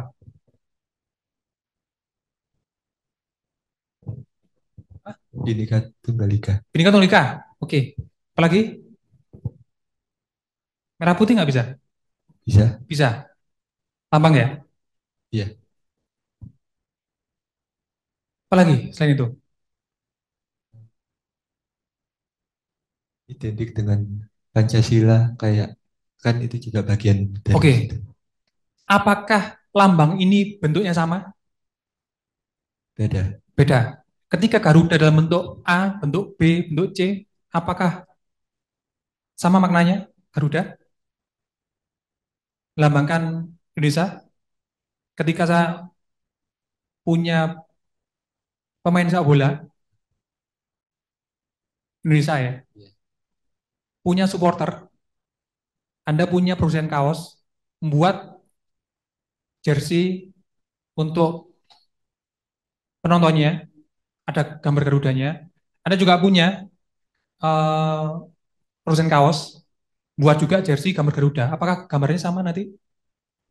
Bisa aja beda. Bisa beda. Hah, Tapi maknanya sama nggak ketika nonton di sana bareng-bareng? sama. Sama. Deal ya. Tapi kalau logo A, logonya Apple, Anda buat untuk MacBook. Beda apa sama? Sama. Sama. Orang Amerika sana? Sama. Sama. Berarti kalau lambang boleh dong seenaknya orang yang buat, tapi dimaknai dengan yang sama. Iya, Boleh. Logo boleh nggak? nggak boleh. Nggak boleh. Oke, sekarang saya buka ini. Kalau lambang itu bentuk tunggal, kebanyakan. Jadi tunggal ini yang saya maksud adalah setiap elemen dalam lambang, dia punya makna yang berbeda dan banyak sekali. Jadi meskipun tanpa teks, dalam lambang tersebut bisa dimaknai. Garuda nggak ada teksnya toh? Garuda nggak ada, ya kan? Ya mungkin pernah ada tapi ya Garuda tadi lambangnya. Bendera merah putih, apakah bendera merah putih? Enggak ya? Ya merah putih gitu aja. Makanya disebut dengan tunggal. Bahkan dia berdiri sendiri tanpa adanya teks. Nah, maknanya tidak terlalu berorientasi pada brand. Kalau logo jelas untuk kepentingan brand, entah pengenalan, entah jual beli atau non profit dan sebagainya. Intinya identitas untuk mengenal usaha dan sebagainya. Lambang nggak selalu. Oke, tidak bergantung pada teks.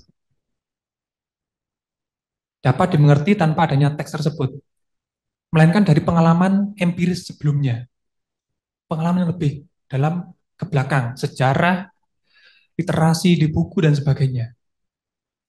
Kalau lambang, visualnya lebih rumit, lebih kompleks, banyak padat. Setiap elemen punya makna tersendiri dan dapat dimaknai berbeda dengan orang lain dan itu bebas dimaknainya. Tapi setiap pemiliknya atau stakeholdernya pasti punya makna tersendiri.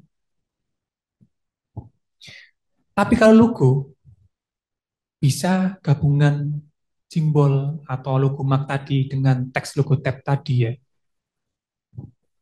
Jadi representasi dari teks dari nama apa ya.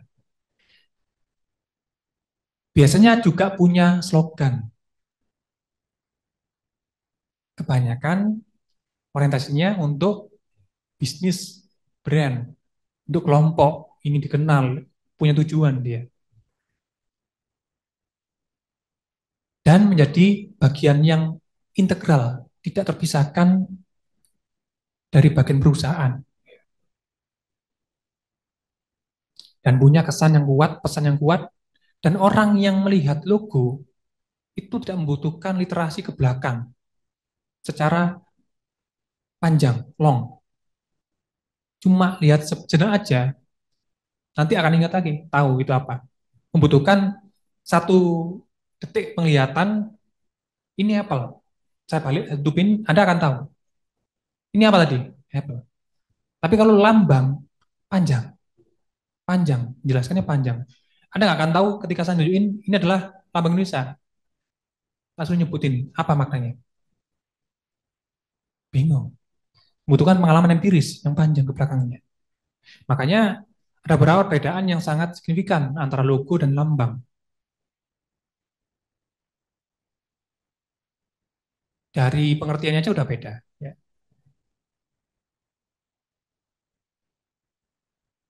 Kemudian kalau dari fungsinya, logo terkadang muncul kesan tersendiri ketika kita melihat seperti maskot tadi. Ya.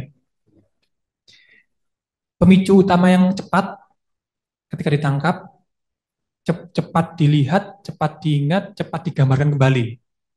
Kalau lambang lama, lihat, diingat, lupa udah. Gambarkan lagi, apalagi, wah sulit sekali. Dan tidak harus digambarkan kalau lambang. Cuma disebutkan aja udah tahu. Dari segi bentuknya, kalau logo ada tulisan, teks, ada bentuknya, ada gambarnya, gabungan dari semua itu.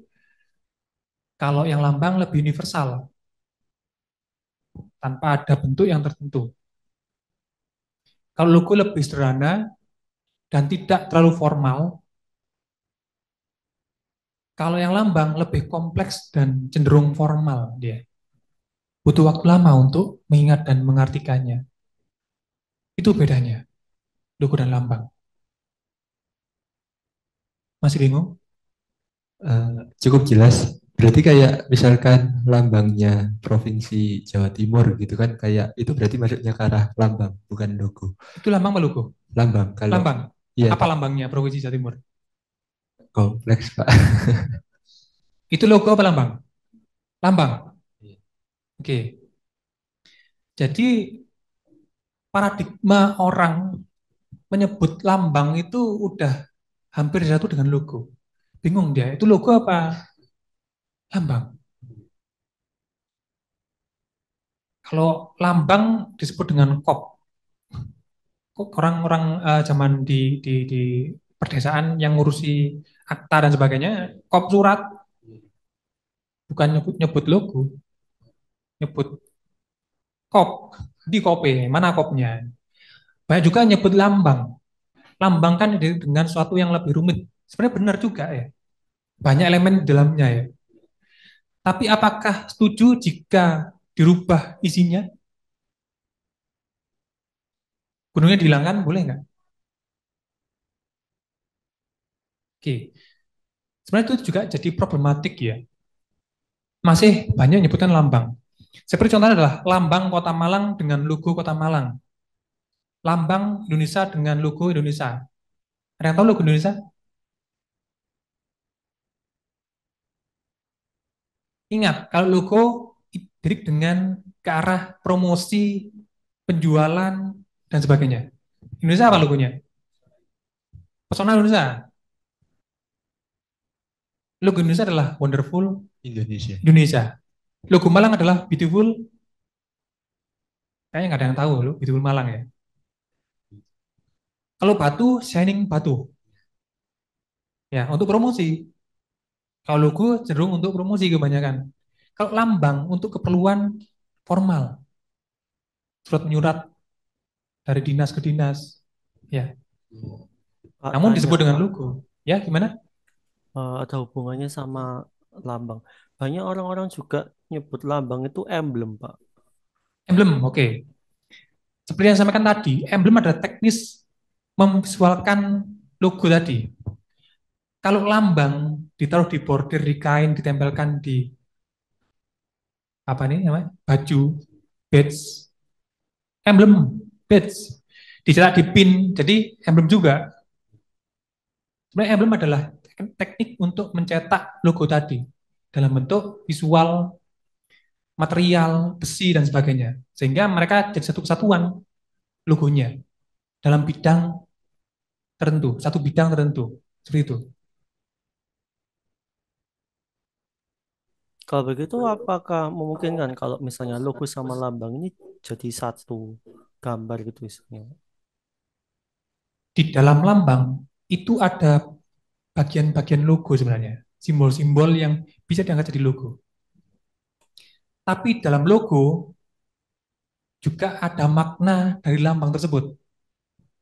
Makanya saya sebut lambang sebenarnya bukan hanya visual aja. Bahkan tanpa visual juga bisa disebut lambang.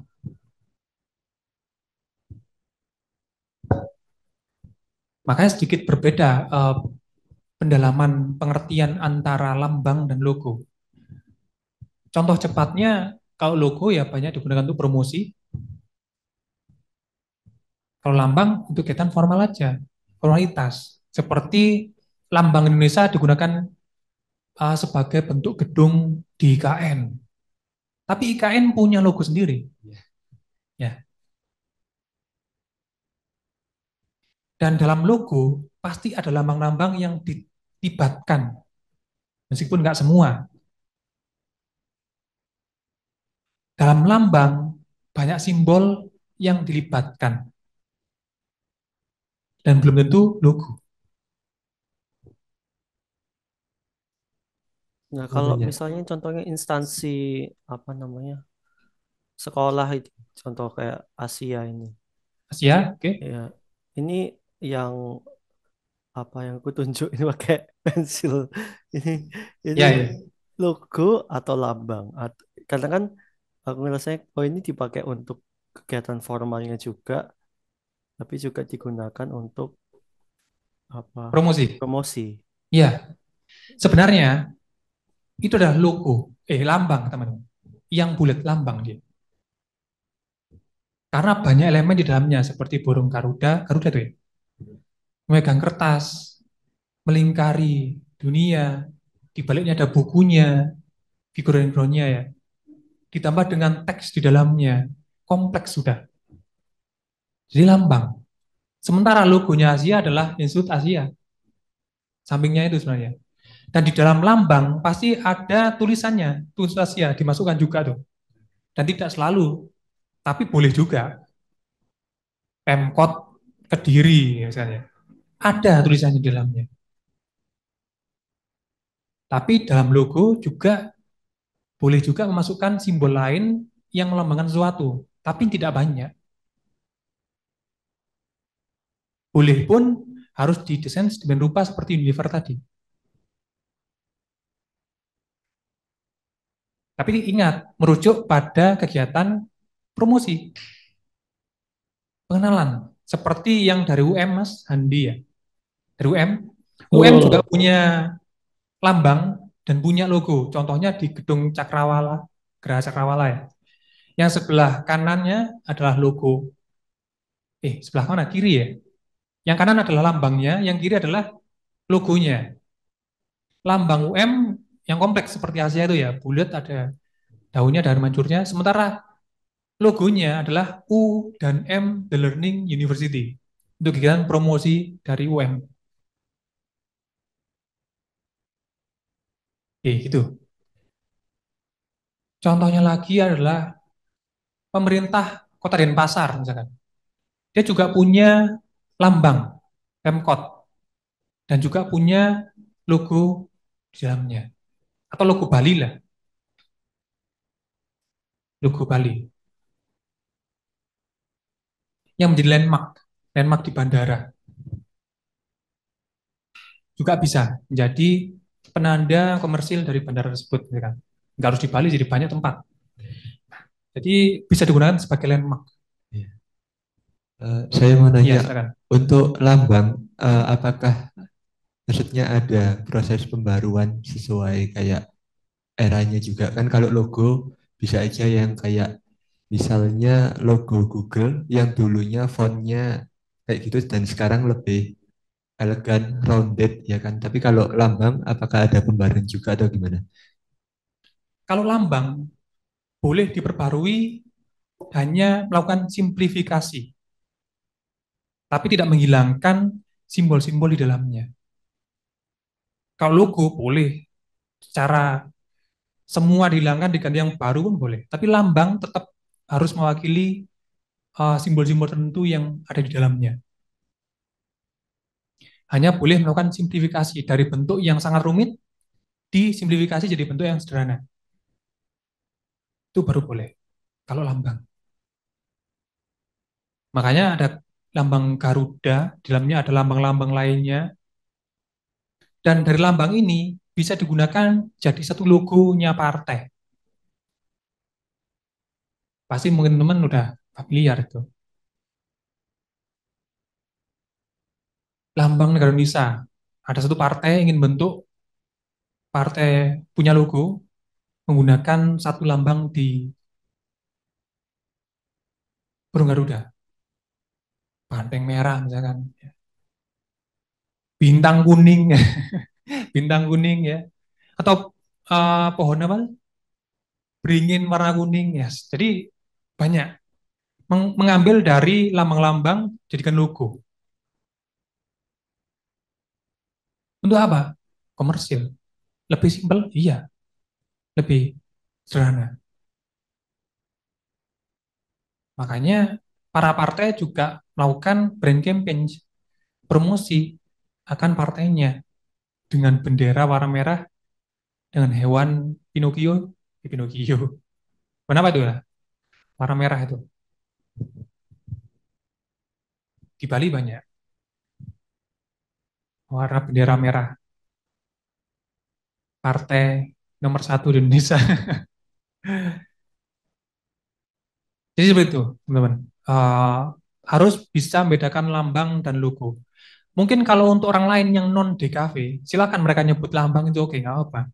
Mereka nyebutkan logo kebalik-balik itu oke, tapi kita orang DKW harus bisa membedakan mana yang lambang dan mana yang masuk kategori logo. Begitu ya. Dan mata kuliah kita akan merancang logo bukan lambang.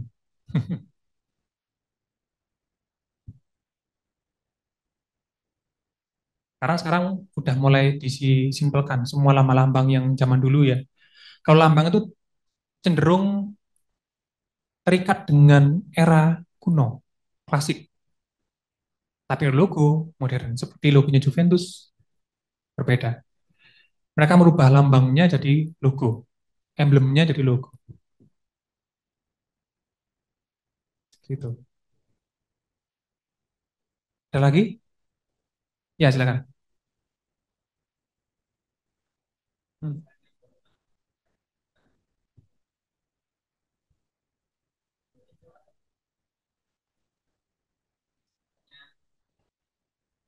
Bisa. Terus dua ini adalah kecenderungan ya. Kalau dikatakan logo tidak formal, ya formal juga, ya kan? Ya formal. Tapi kebanyakan kan dipergunakan untuk kegiatan tidak formal ketika promosi. Boleh di aneh-aneh, ditaruh di lantai pun oke, nggak apa-apa. Tapi kalau lambang taruh di lantai boleh nggak? Nggak boleh diinjak. Makanya ada logo yang dicetak di lantai lapangan jadi sponsor, misalkan ya, di dinding paling bawah itu oke. Tapi kalau lambang Indonesia ditaruh di tanah, dilewati kendaraan, diinjak orang, kan punya konotasi yang berbeda. Ada simbol-simbol yang terkandung di dalamnya akan ngerasa direndahkan, dilecehkan. Jadi itu adalah contoh yang sangat signifikan ketika ditanya seperti itu. Logo pun formal, oke. Tapi juga bisa non formal. Tapi kalau lambang sangat sulit dan membutuhkan persetujuan orang banyak untuk dinon formalkan. Gimana, Mas? Ya, iya tuh bingung.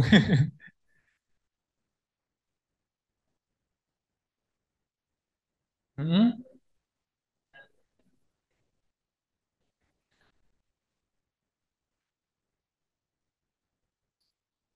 Untuk perusahaan, ya sampel perusahaannya. Yang logo Mak aja nggak apa-apa, atau campuran dari logo Mak dan logo Tab, nggak apa. Jadi boleh menggunakan submak logo apa, substansi penggantinya boleh. Misalkan di ranah pemerintahan Pemkot Kota Batu ya, Pemkot juga punya lambangnya. Ada yang gambar tugu dan background pegunungan ya. Juga punya logo Shining Batu. Ya, mereka akan menggunakan dua-duanya. Tapi ketika untuk surat menyurat secara formal pengajuan dana ke pemerintah akan menggunakan lambangnya, tidak menggunakan Shining Batu. Shining Batu digunakan untuk promosi dan kita non formal kebanyakan. Acara-acara event tertentu dan sebagainya. Promosi kota, video dan sebagainya. Kalau lambang cenderung formal. Makanya banyak juga lambang digunakan sebagai kop surat, sebagai logo surat, dan sebagainya. Itu banyak orang yang masih salah tafsir, nyebutin logo apa lambang. Tapi kalau udah tahu gini, kita harus jangan salah lagi ke depannya ya. Jangan lupa dikasih lambang di cover depan, jangan lupa dikasih logo di cover depan. Tapi penulis panduan juga masih salah menuliskan panduannya. Karena udah disepakati orang banyak ya, bingung juga ya jadinya ya. Wis kemana-mana, bahwa itu adalah logo. Itu hanya pengetahuan, teman-teman. Pengetahuan yang perlu kita terapkan agar kedepannya anak didik kita, mungkin ada jadi dosen semua di sini, kan saya nggak tahu, atau jadi guru, jadi konsultan branding ya, bisa turut serta menyampaikan informasi yang mungkin bisa memberi pengalaman baru bagi mereka. Seperti itu. Itu katanya juga kata Pak Sembodra Bugos yang saya sampaikan tadi ya. Harus turut serta mencerdaskan kehidupan bangsa. Ini juga saya pertanyakan ke beliau. Beliau pakarnya, pakar semiotika visual. Makanya Jogja juga punya lambang keraton di Jakarta, juga punya logo Jogja. Begitu, teman-teman. Gimana? Ada lagi?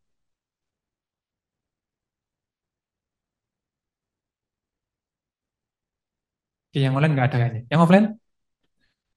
Sebelum Bapak, saya akhiri, ya silakan ada. ini tadi bakal di-share atau sengaja dikit dulu untuk ngumpulin catatan ya Pak, PPT-nya. PPT-nya akan saya share di akhir minggu ini, setelah saya kelas apa? Peneliti reguler. Terkadang Kalau ini, gitu, ya, terkadang ketika besok kelas gini ada pertanyaan baru, kita tambahin lagi materinya. Itu sama dengan di kelas reguler, ada pertanyaan baru yang mungkin menginspirasi saya menambahkan, saya tambahkan juga. Makanya saya kalau tanya tadi, gitu boleh izinin ya Pak lihat slide-slide awal tadi soalnya agak delay internet saya jadi langsung oke, oke. loncat.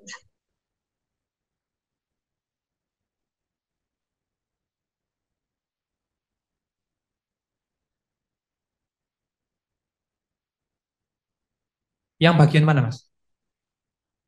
Mungkin pictorial ke atas doang Pak.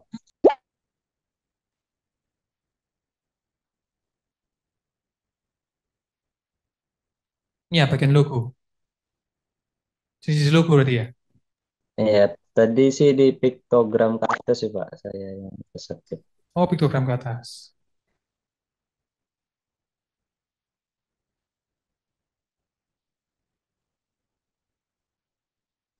6 ini berarti ya.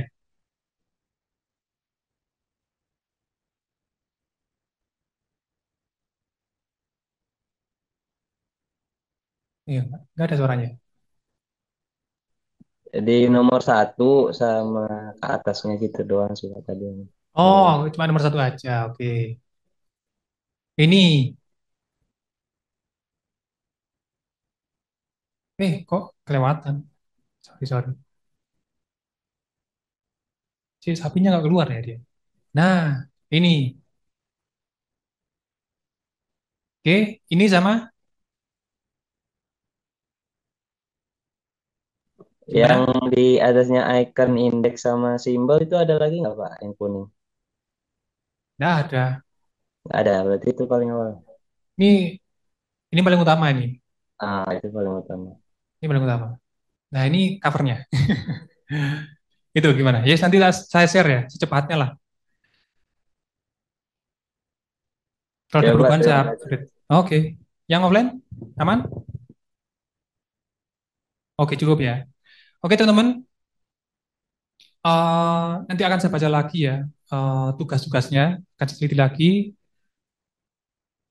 Harapan saya udah siap minggu depan untuk instruksi tugas berikutnya ya. Kita mulai merancang konsep. Gitu. Oke. Oke, terima kasih teman-teman atas waktunya udah mengikuti perkuliahan saya mulai jam 6 tadi ya sampai sekarang. Kita jumpa minggu depan dengan harapan lebih lengkap lagi mahasiswanya ya, sih ya. Tidak melihat bola di rumah dan yang online juga lebih lengkap lagi dan aktif bertanya. Saya suka teman-teman karena akan menambahkan literasi untuk menambahkan materi saya gitu. Oke, gitu ya. Oke, sampai jumpa minggu depan. Selamat malam, terima kasih. Silakan istirahat teman-teman. Malam, makasih Pak. Selamat malam. Terima kasih Pak. Selamat malam, terima kasih banyak Pak.